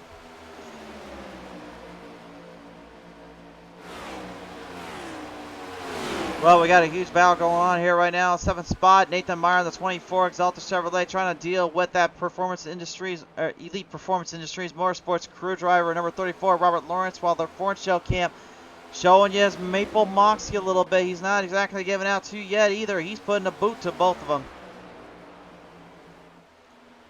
Yeah, we've seen Nathan Meyer have a couple of slip-ups, and I know he's trying to hold the car in, and Robert Lawrence is right behind him with Richard Forshell. I mean, with that well, not really intimidation, but just knowing somebody's back there trying to pass you and just trying to get around you, and with your car being loose like that, trying to go in turns, trying to make it stable, I mean, it's going to have you on your edge of your seat as a driver. Makes you on the edge of your seat, but I think that's really just what makes racing so much fun, is just knowing the unpredictable could happen, knowing you have got to make every single lap count. And sometimes, yes, sometimes you get the right hand, sometimes you're dealt the worst hand, and sometimes the dealer just hits a 21 on you to your 20. There's not much you can do. There's not much you can really bring to the table. That's why you've got to take chances. That's why you got to go out there, race your race, and hope for the best. That's what it means here to win in the Allegiant 150. And it's been an absolute story-making performance by many drivers out here. Some really just making a showcase of themselves and trying to show what they have got on the table. I'm going to say this though real quick here. I'm not trying to jinx anybody, but top 5 right now, I've got 2 surprises in there that really kind of shocked me. I'm not surprised too much with Alonso, Janzik, and Hagen, but Holden and Mann Jr., they've been holding their own line and really stable throughout the course of this race and throughout the course of this event here, and it looks like they may have something here to the wire. Yeah, we ain't really talking about Willie Mann Jr. here lately, but he started 8th. He's in the 5th position. I mean, but you got to give credit to him. I mean, he's kept a strong line. I mean, he's staying everybody else's way. He's just staying calm, cool, and collective at this track. He's been calm, cool, and collective, not worried about too much on his plate, too much on his mind. We have seen Holden really put up a fight, put on a little bit of a run there from the get-go. And it's just been kind of a back-and-forth affair right now as Willie Mann Jr. has to deal with the added pressure of James Harris right behind him. But you saw Harris kind of slowing up a little bit. Brock Whitehead saying, let's go team OSB tonight. That's Oval Sim Performance for those that don't know what we're talking about there. Big welcome here to you, Brock Whitehead. Kind of wonder where you ran off to today.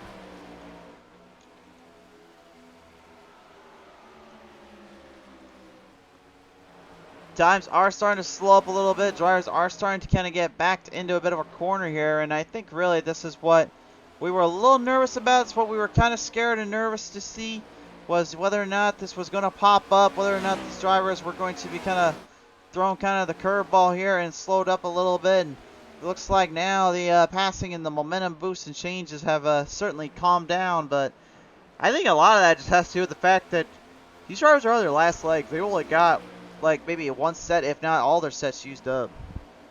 Yeah, I'm looking at Robert Lawrence here. I mean, he's loosening up a little bit. I mean, he's got that hands full with that wheel. Yeah, he's got more than just his hands full with that wheel. Right now, he is currently dealing with the pressure and the added momentum that is going around this track, going around these corners. I mean, the thing is, like we saw earlier, Meyer, of course, we saw Hagen even, we've seen Dalton Collins especially.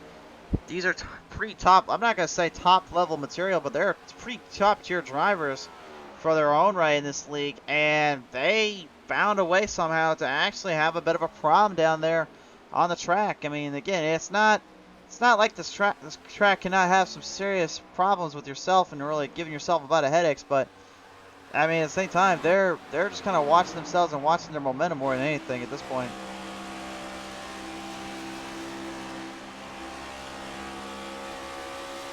The Allegiant onboard camera here for the Screwball Whiskey number 55. James Harris now in full display, and Fornshell has now moved back up to him as William Mann Jr. still holds him back.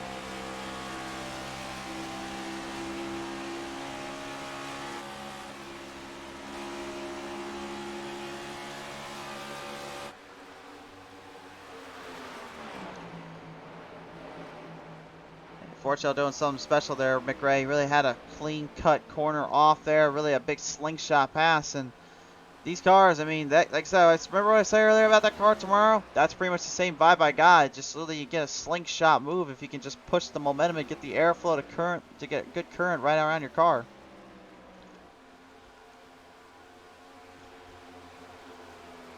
With Boyd Hagen leading this race, he's got about almost 2 seconds on Chris Jancy. Is he really using his tires up, or he's just got that car dialed in, saving his tires too at the same time? Well, Craig Jansen right now, I guarantee you that he is either thinking two things. Number one, find his teammates and work with them, or number two, and that is just stabilize the car down, forget about the rest. There's plenty of races in the season to go. Again, being on this week on, week off series, it certainly helps things out, but Lorenzo now is going to make things even more difficult, moving him up around some spots. Jansen goes up top, and Lorenzo steals one from him off the back straightaway.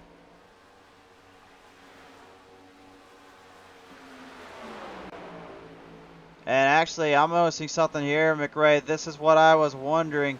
How hard do you push the car? How hard will you go? Hagen is slowing up a bit, and Lorenzo is actually gaining a lot of travel and a lot of momentum with only about 15 laps to go. Yeah, 15 laps to go. We're getting to the end of the run with the tires. I mean, with the way people's getting loose, I mean, I'm going through the field of each driver. I mean, it's about the same spot like we was talking earlier coming out of 2 with everybody slipping and stuff. But as we're seeing it now, I mean, it's different spots with a hit and miss of which turn they're doing it at. But the cars is starting to get loose now. And with 13 to go, I mean, it's going to be close. I mean, we might have a late caution, everybody pits, and then we're going to have a shootout to the checker flag and see who comes up on top. But we'll just see how it goes. We'll certainly have to see how it goes indeed. Let's take a look at lap times. And honestly, Hagen, if it weren't for lap 85 there, we're just getting a little bit extra speed. Really, he would have been kind of caught up by a little bit of a narrow margin. Only 0.008 of a second separated them out with him getting the advantage. And it looks like he's starting to take full advantage of it too. Yeah, Boyd Hagen, I mean, looking at his qualifying time and Janzik and all them, they're about a second off from what they was qualifying. Uh-oh, and that is not good. That's definitely not good. The 53 of Christian Wilcox, the Allegiant Chevrolet, smack dab off turn number 4, and just when you thought you could slow them up, you couldn't do it any more than this. Talking about you was making me think about SpaghettiOs. Not that little rhyme and catch there, my friend. This is a more of a uh-oh, this can't be good. This is a no-no. Let's watch this here coming off as we presented part by Allegiant and Champion Power Equipment. And then fortunately, it looks like Wilcox found himself trapped in the middle of a problematic zone. Let's take a look at it. Turn 3. You can see everything looks all right there. We saw that rear end kick out just a little bit. And again, once that rear end kicks, forget about the front. You better back the throttle off and back your car down so it can save itself. And that was not what happened there. Wilcox sent to the Shadow Realm and trouble down there for him and his crew. Stephen Plus caught a piece of him as he was coming off that corner there. Let's take a look at his onboard camera.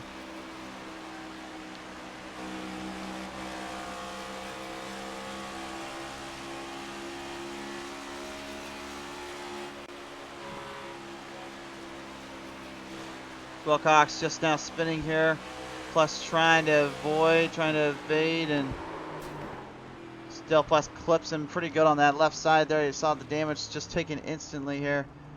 Knows he's got to get that thing cleared up now because he's got a big problem on his hands here. The car is damaged badly.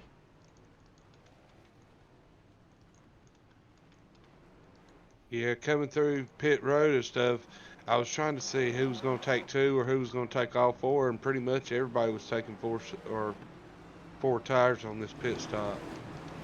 Boyd Hagen, Craig Janzik, Kyle Holden, Brian Lorenzo, William Mann Jr., Nathan Meyer, Richard Fornshell, Robert Lawrence rounds out top 10 with the pit roads. But Matthew Johnson and Eli Childs, well, let's just say they're going to have a very, very big move. I would say a little bit of a different term on the actual track, but I cannot say that under guidelines here from PTM Racing TV, so I'm going to keep my mouth shut on that. But it goes with a ball, and it starts with the Z, and it ends with the Z. And that's the kind of move they're about to make.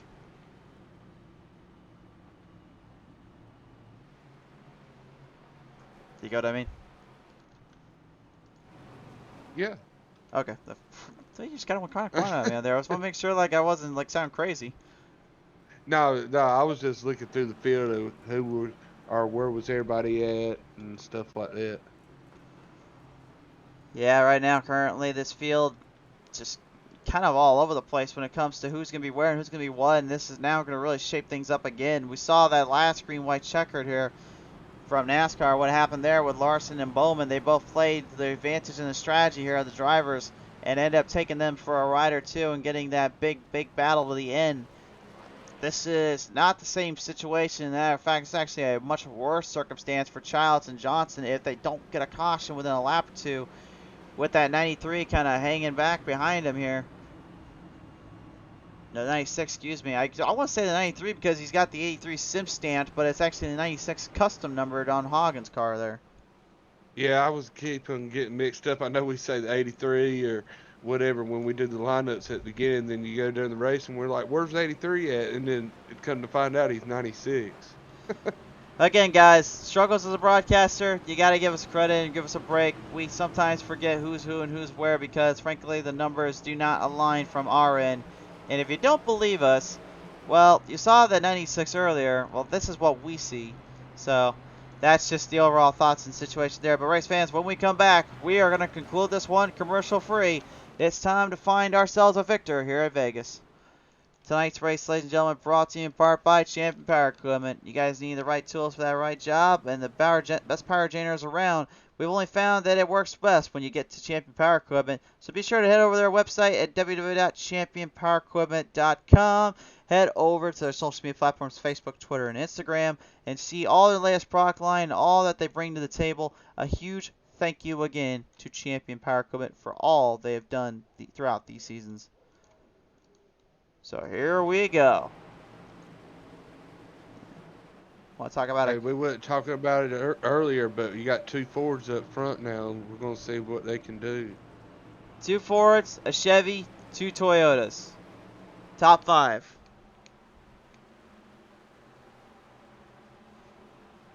Robert Van Ness saying we missed McQuaid there. Well, wasn't trying. I don't remember if we missed anything there on that one. I'm not sure what we're referring to there.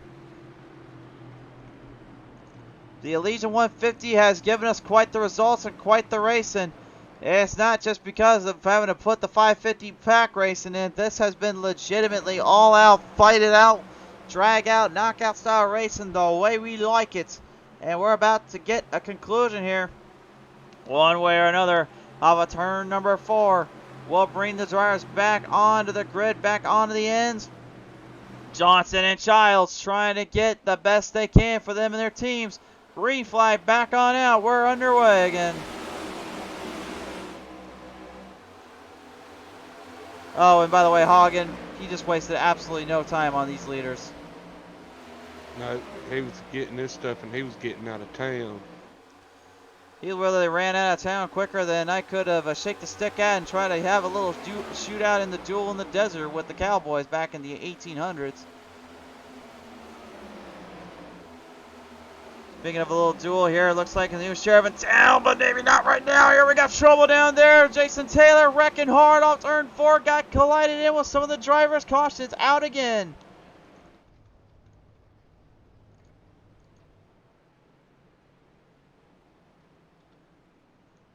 Saw it happen as it was kind of going down around turn number 4 here, and unfortunately, that Motorcraft Ford Mustang just did not have enough control and consistency around with after that 3 wide salute. Remember, one sharp angle, one sharp wrong turn, it can change everything here, and these 3 wide salutes are extremely difficult to hold on to.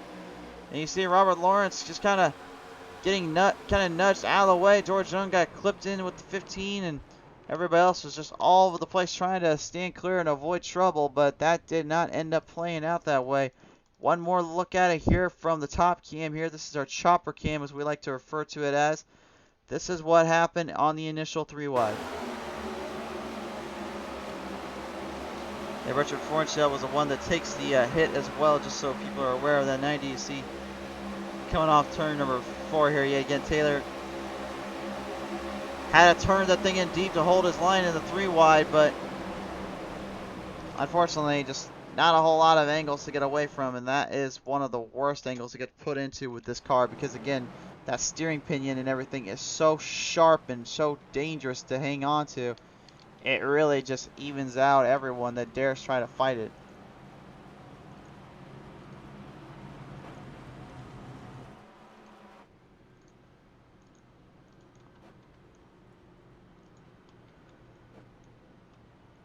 Well, McRae, this is going to get pretty hectic. This is going to get pretty crazy. We're pretty much on the verge of a green-white checkered.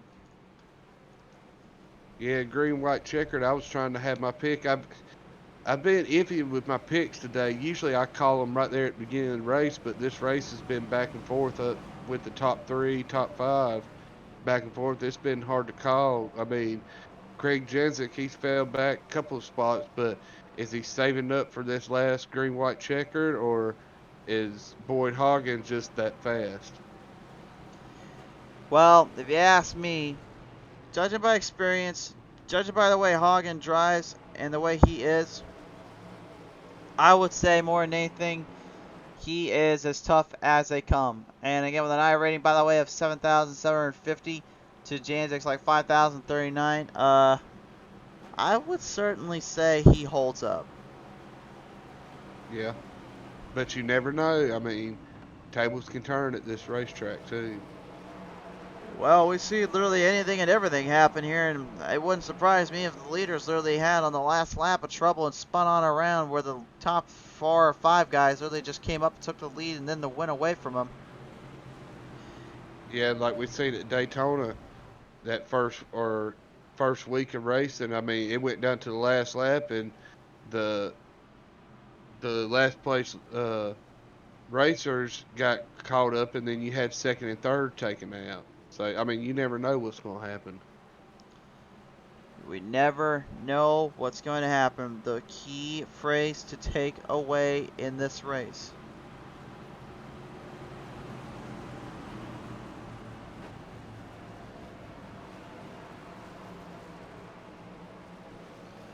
The field ready to go.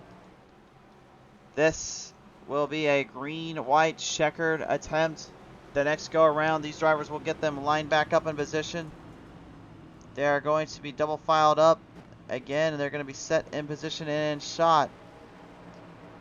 This is absolutely crazy, to say the least, just how difficult, how tough it is as a driver to watch everything go down on the track, go down on the playing field.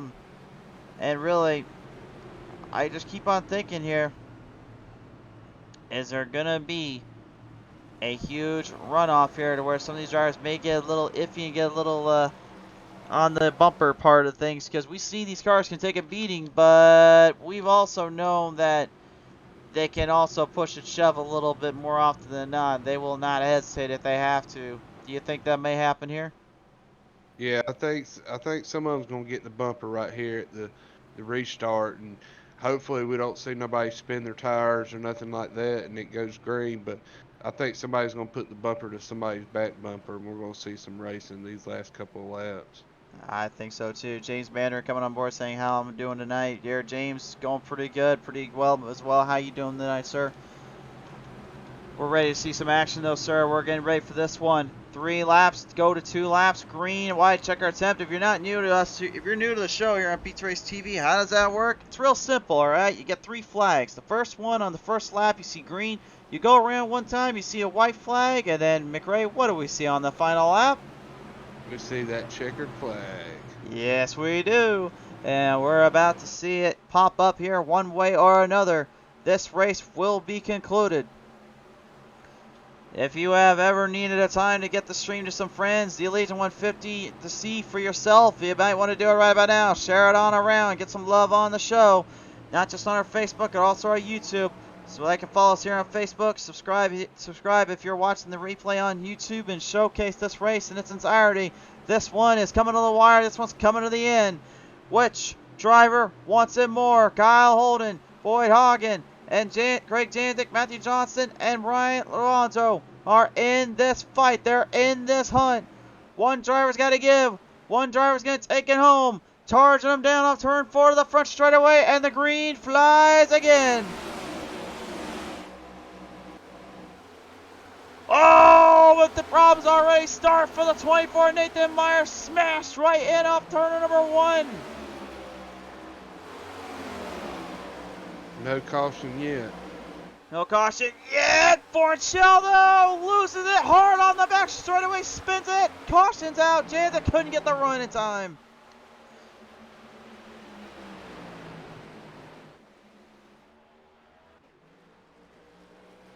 Good.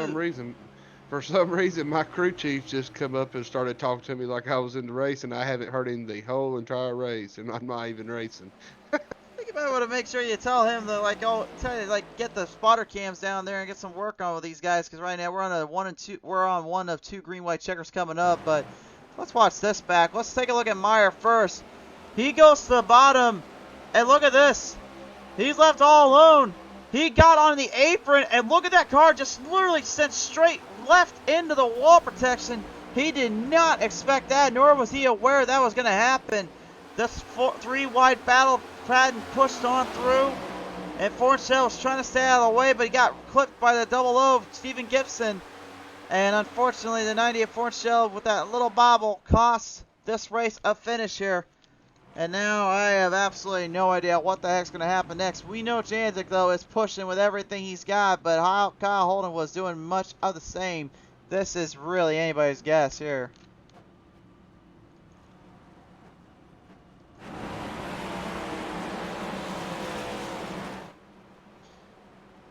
Mandarin, thanks, bud, for your support, sir, and everything there. And really, all one of you guys down there, thank you so much for your support. It's been an honor and a pleasure here to call us one. Same with you, McRae. It's been quite the battle here. Yeah, I've really enjoyed calling races with you and looking forward to the rest of the season this season. Certainly indeed. Right now, we are clipsing this one up. We are nearing the end. No, we will not talk any more of the drivers today until top 3 have completed their race. Remember, there are 2 green-white checkered attempts remaining. So whoever can pull off the top spot there will walk away with their position and walk away with that run.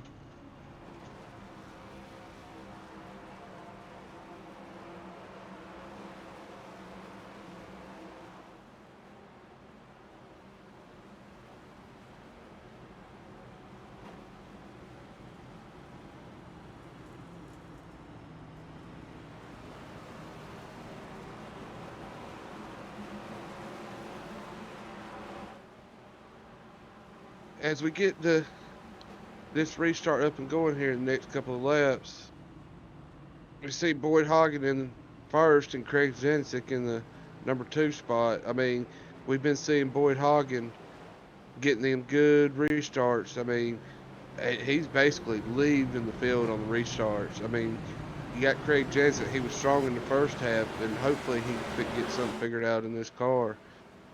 You got Kyle Holden. He's been up there a couple of times. You might see him back up front.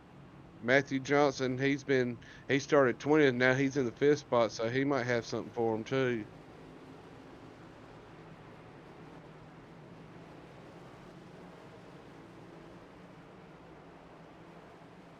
He certainly has here, McRae. Right now, looking at everything from all ends of the spectrum here, every single driver right now just either tore tires up, tore cars up, or really they have pushed and beaten and bumpered and banged their way up through all the fields and other positions. The thing that really makes these green-white checkers so crazy when we were on that 550 horsepower package races was just the fact you didn't know who was going to be able to get the advantage to get the run. But let's be honest with ourselves, this 670 has proven you can do that times 20. Yeah, times 20. I mean, hopefully we get to see somebody shows Boyd Hagen some competition. Hopefully we can with this restart. But like I said earlier, the way he's been getting these restarts, it's going to be hard to stay with him with the green-white checker. It's going to be more than just hard to stay with him. It's going to be a very difficult circumstance coming up here from these drivers and from this field. The field is now double filed up again. This is attempt number 1 of 2. The last one was basically just under normal circumstances. Now we're under overtime situation here with this Champion Power Equipment Fast Fun Cup Series drivers. This is going to be probably, in my opinion, the move of the day here, the game changer. Which one makes that move, which is get the whole shot off the line and then build the speed from draft, then slingshot the runoff. If I was Janzik right now, my first thought is very simple. Let Hagen get ahead of you a little bit and then sneak past the 5 on the inside. Take the bottom lane, charge up at Hagen when you're coming off turn 2.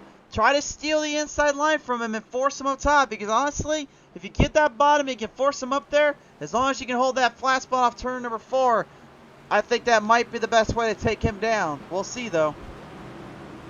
Yeah, Boyd Hagen, he's been getting them jumps, but we might see Kyle Holden. I mean, he might stay right there with him, and Janzik can't hit the bottom like he wants to.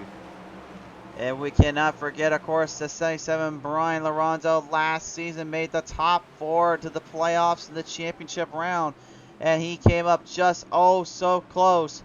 But he is a former Truck Series champion in his own right as well. It could be anybody's guess here who takes this one home. To the green flag, we restart him up, and the field is going to have to do everything they can. Janzik doing exactly as I said a minute ago. He went to the bottom. He forced Holden. And now every single one of these drivers in a dead heat scrap trying to find something to go with it. Oh, but that's not going to work for the 4 Matthew Johnson. Huge wreck on the back straightaway. Clips some drivers and takes them for a ride. A big collision off turn 3, though. I think that was the big one of Las Vegas.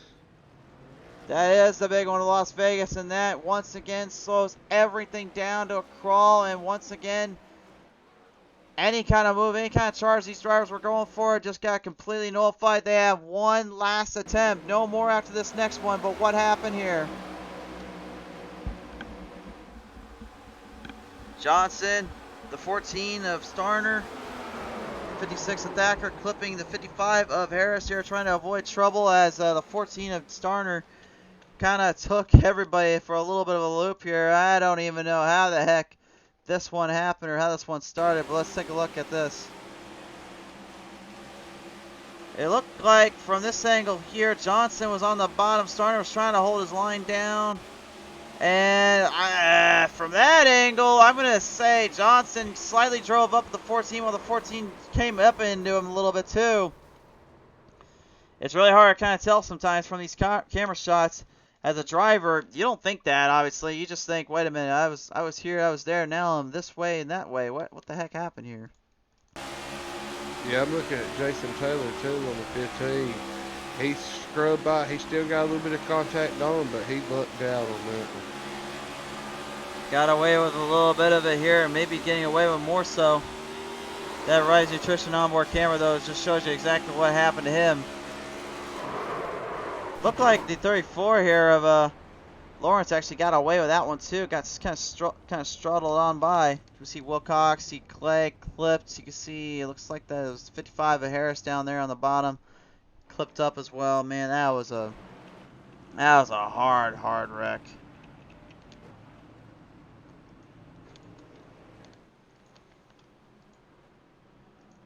Well, I mean, what else do you want to know here, folks? This is going to get crazier. This is just going to get wilder. And again, there's no telling. Really, we had such a clean run there for a while now.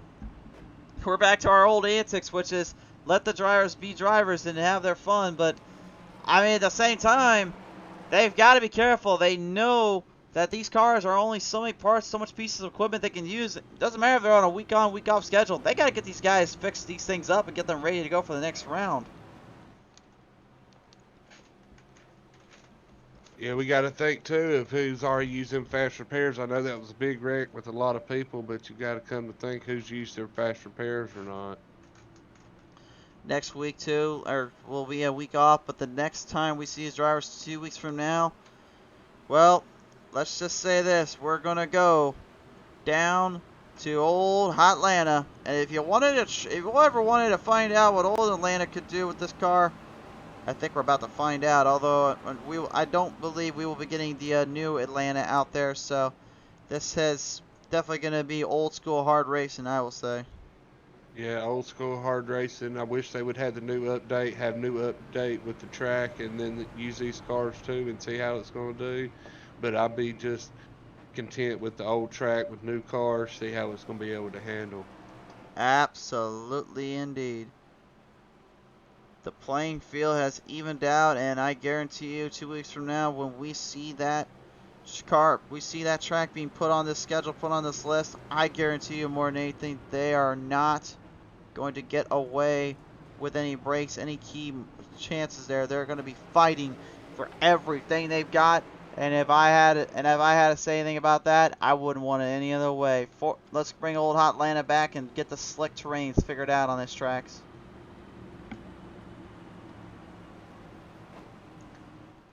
We do know though, when New Atlanta does come here to iRacing, it will have the 550 horsepower package deal because it is pretty much essentially now a plate track, which, I mean, you and I have had our thoughts on that. But at the same time though, at least it will be kind of an interesting tale here to see now 4 plate tracks, well 5 I guess if you want to include the Mazda Oval, that are on this platform, on the service, and seeing what drivers really have to use to their advantage to really put up on the surface here. It's a wild chase we play and it's a wild world we race in, but I don't think really anyone could say that it would be any crazier to see now what Atlanta brings to the table. Yeah, Atlanta is a very fast track for it to be a mile and a half. I mean, yeah, they consider it a plate track and stuff like that, but I mean, it's going to be fast. It's one of my favorite tracks to race on, but we'll just see how it is in 2 weeks. Certainly indeed, but right now, race fans, we're coming near the end of this one. We're coming to the conclusion, the closing ends of the spectrum. Which driver comes out on top? Which driver survives the madness, survives the hard racing, and the ever-elusive expanding nature of this series and this racing? Race fans will bring the field down on around off turn number 4 for the last time today. One way or another, this concludes.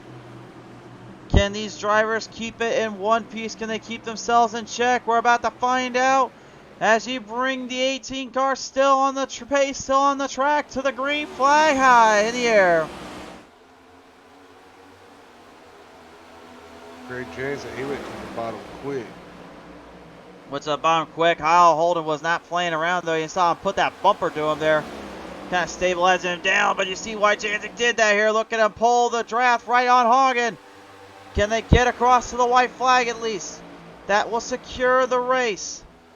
They need to get to the white. Lorenzo and Pan having a little bit of a scruffle down there, but as they bring it to the white flag, there's going to be a wreck right down onto the pit road.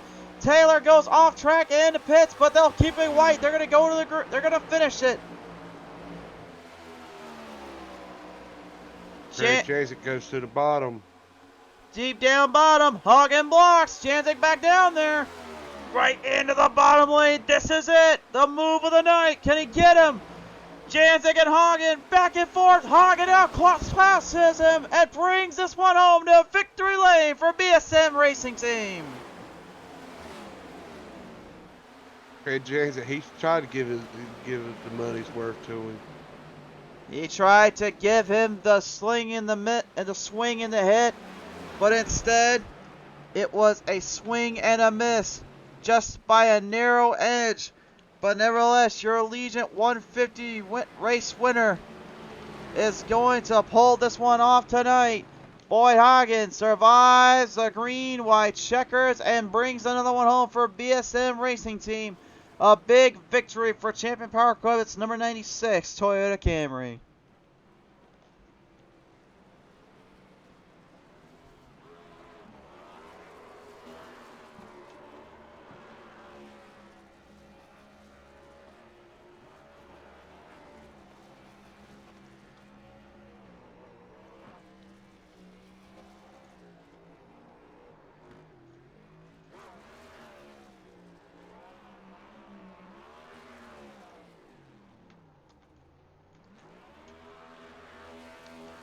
Just what a race, my friends, and what a battle this was from start to finish. This was certainly something to watch here.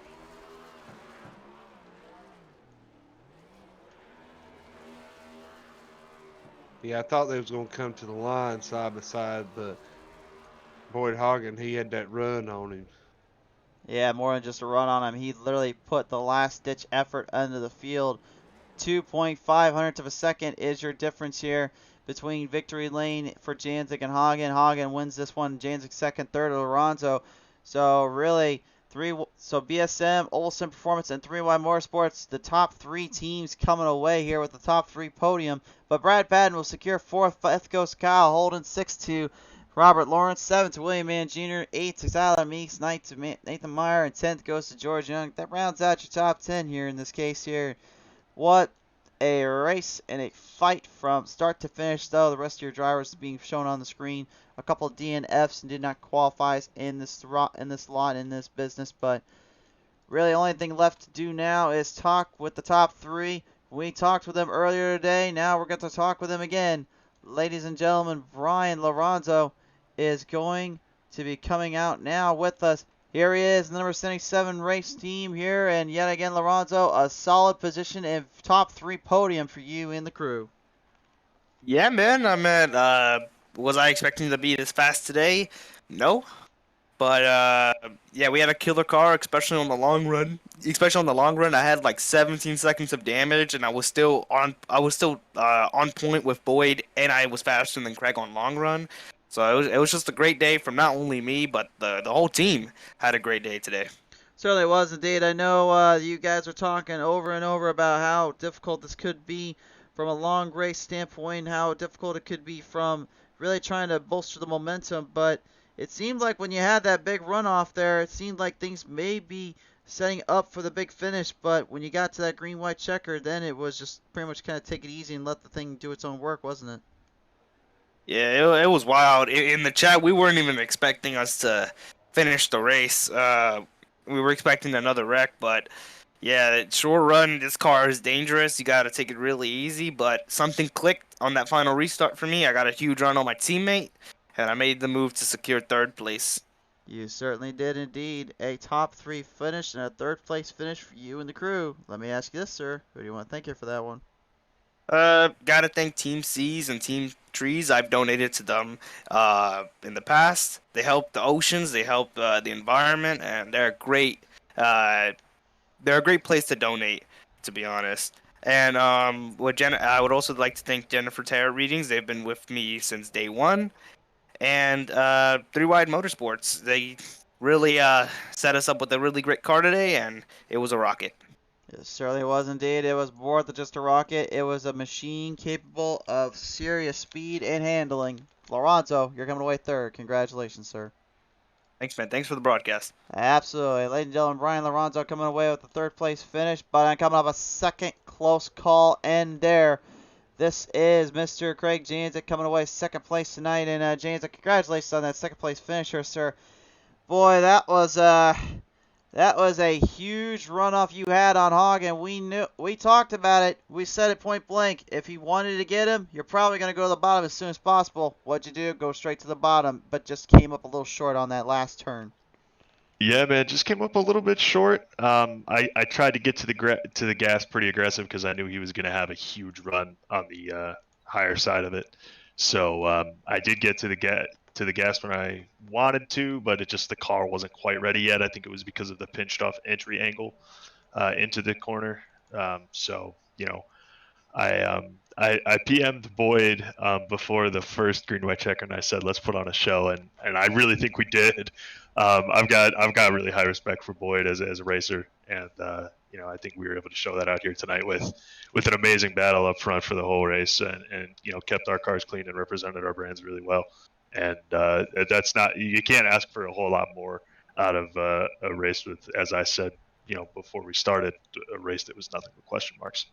Nothing but question marks, nothing but kind of trying to figure out the keys and plots to this one. And I'd say all around, really, this race was what you expected to be, as you said, be a showcase here. But, I mean, I'll ask this too, Janzik. You literally now have a tough call to go on when you have to face Atlanta Motor Speedway. That's going to be in the old configuration still to our knowledge. What's it going to mean for you to really have to figure out this slick car with a slicker track? Yeah, I just told you about those question marks that we got a few answers to tonight. Throw them out the window; they don't matter. We're gonna be we were slipping and sliding here very early on in runs, and obviously we had a pretty caution-filled race there, except for that one longer run. So I would expect very much more of the same per se. But maybe a little bit more amplified and probably constantly. So this has been some of the most fun that I've had in the simulator. And, if you told me when I got on iRacing in just a year and a half ago, if I'd be beating fenders with, some of the biggest names that have been on here for a long time and almost coming away with wins on them, I'd have punched you in your head. So I'm ecstatic with this result and that we're going to be able to carry some good momentum here through the early part of the season. Who got you here to second place here tonight, sir? Yeah, Elite Performance Industries powered by Team Conti got us here. That's for sure. This, we were a rocket, and that made me really happy. The Free Beer and Hot Wings show, Fresh Juice iRacing Designs, PTM Racing TV, all the viewers. Champion Power Equipment, Green Mountain Grills, Allegiant Air for sponsoring our race. This is their hometown. I think we gave them a good show. And we'll just be looking forward to 2 weeks at Atlanta, man. 2 weeks from Atlanta, and a whole lot of questions still need to be answered. But Janzik, you're going to come away second tonight, sir. Congratulations. Thanks, man. Have a good night. Yep, for sure there, Craig Janzik, ladies and gentlemen, coming away here with a solid position and finish here today. Well, he's been waiting for a while now. He's waiting to talk with us. Here he comes now, and from Victory Lane, having a celebration down here already. But Boyd Hagen puts the Champion Power Equipment 96 Toyota Camry to Victory Lane yet again. Boyd, congratulations on that, sir. And what a wild, wild day of racing. You heard Janzik, you heard Lorenzo, and talk about the questions still left on the track. But our question was how much can the veterans control these cars on a track with a surface as much as hard as this race with these kind of speeds and these control? And really, you have proven that it's very possible here tonight, sir. Well, it was a lot more hectic, I assume, than what it seemed then, because that was a handful a lot of the time. We fired off way too tight the first run, and then took another swing and went the other way. But it was, I think that second caution we got, that was the one about lap 50. That was where I don't know, we made the right change. It sucked that Dalton got caught up in the mess that he did, because I mean, really from there on, we made some changes to the car that was, I mean, it just kind of, it took off pretty good. It was a little free long run, and honestly, before that caution came up with 10 to go, I thought I was gonna wreck. So that was all right to see, and honestly, that was a blast, man. I had a lot of fun tonight racing, Craig and those guys, man. It was a good battle, especially just coming through the field there with Dalton. That was wild. It was a great battle. There was a lot of great stuff here and some craziness in between here from you drivers. And obviously, I know you definitely had a lot at stake and a lot on your mind. But now I'm asking the same thing I kind of asked Janzik earlier. You guys have gone from Daytona from 2.5 to a 1.5 mile here at Vegas with a little bit of a shorter banked ins. But now you're going to a track that, as long as they don't do some configuration with iRacing wise, you're going to the old school Atlanta Motor Speedway. What the heck does that mean to you and your crew to have to try to get some serious points and positions there on that one with these cars? I'm excited for Atlanta. I'm definitely looking more forward to that than I was to tonight. I wasn't really sure what to expect with obviously today being the day that the build drops. You know, some things changed with the car, and we kind of had to throw the kitchen sink at it there before the race. Sir. But for the most part, you know, I think you'll see a lot of the same. Draft probably won't be as big of a deal there, just because you're gonna be more off throttle and there's gonna be a little more fall off. But I think you'll see a lot of the same, and I mean, hopefully it's the same guys up front too, because that was, like I said, that was a blast. We gotta get Kevin and Randall back in here though. We gotta get those guys getting some points, and you know, it's good to start the season off the way we have, but definitely want to see the whole team getting theirs. For sure there. Only a matter of time, but tonight here for you anyway, your time is now because you are taking this one to victory lane. Boyd Hagen, congratulations, sir. Thanks, man. I also got to thank Kevin Kirchar, Randall Falks, Cale Gale for everything they do for me, for Legacy, Blackstone Management Champion, Green Mountain, Reaper Speed Lab, everybody that's part of Legacy, and Vicente Salas and Dave Silverman.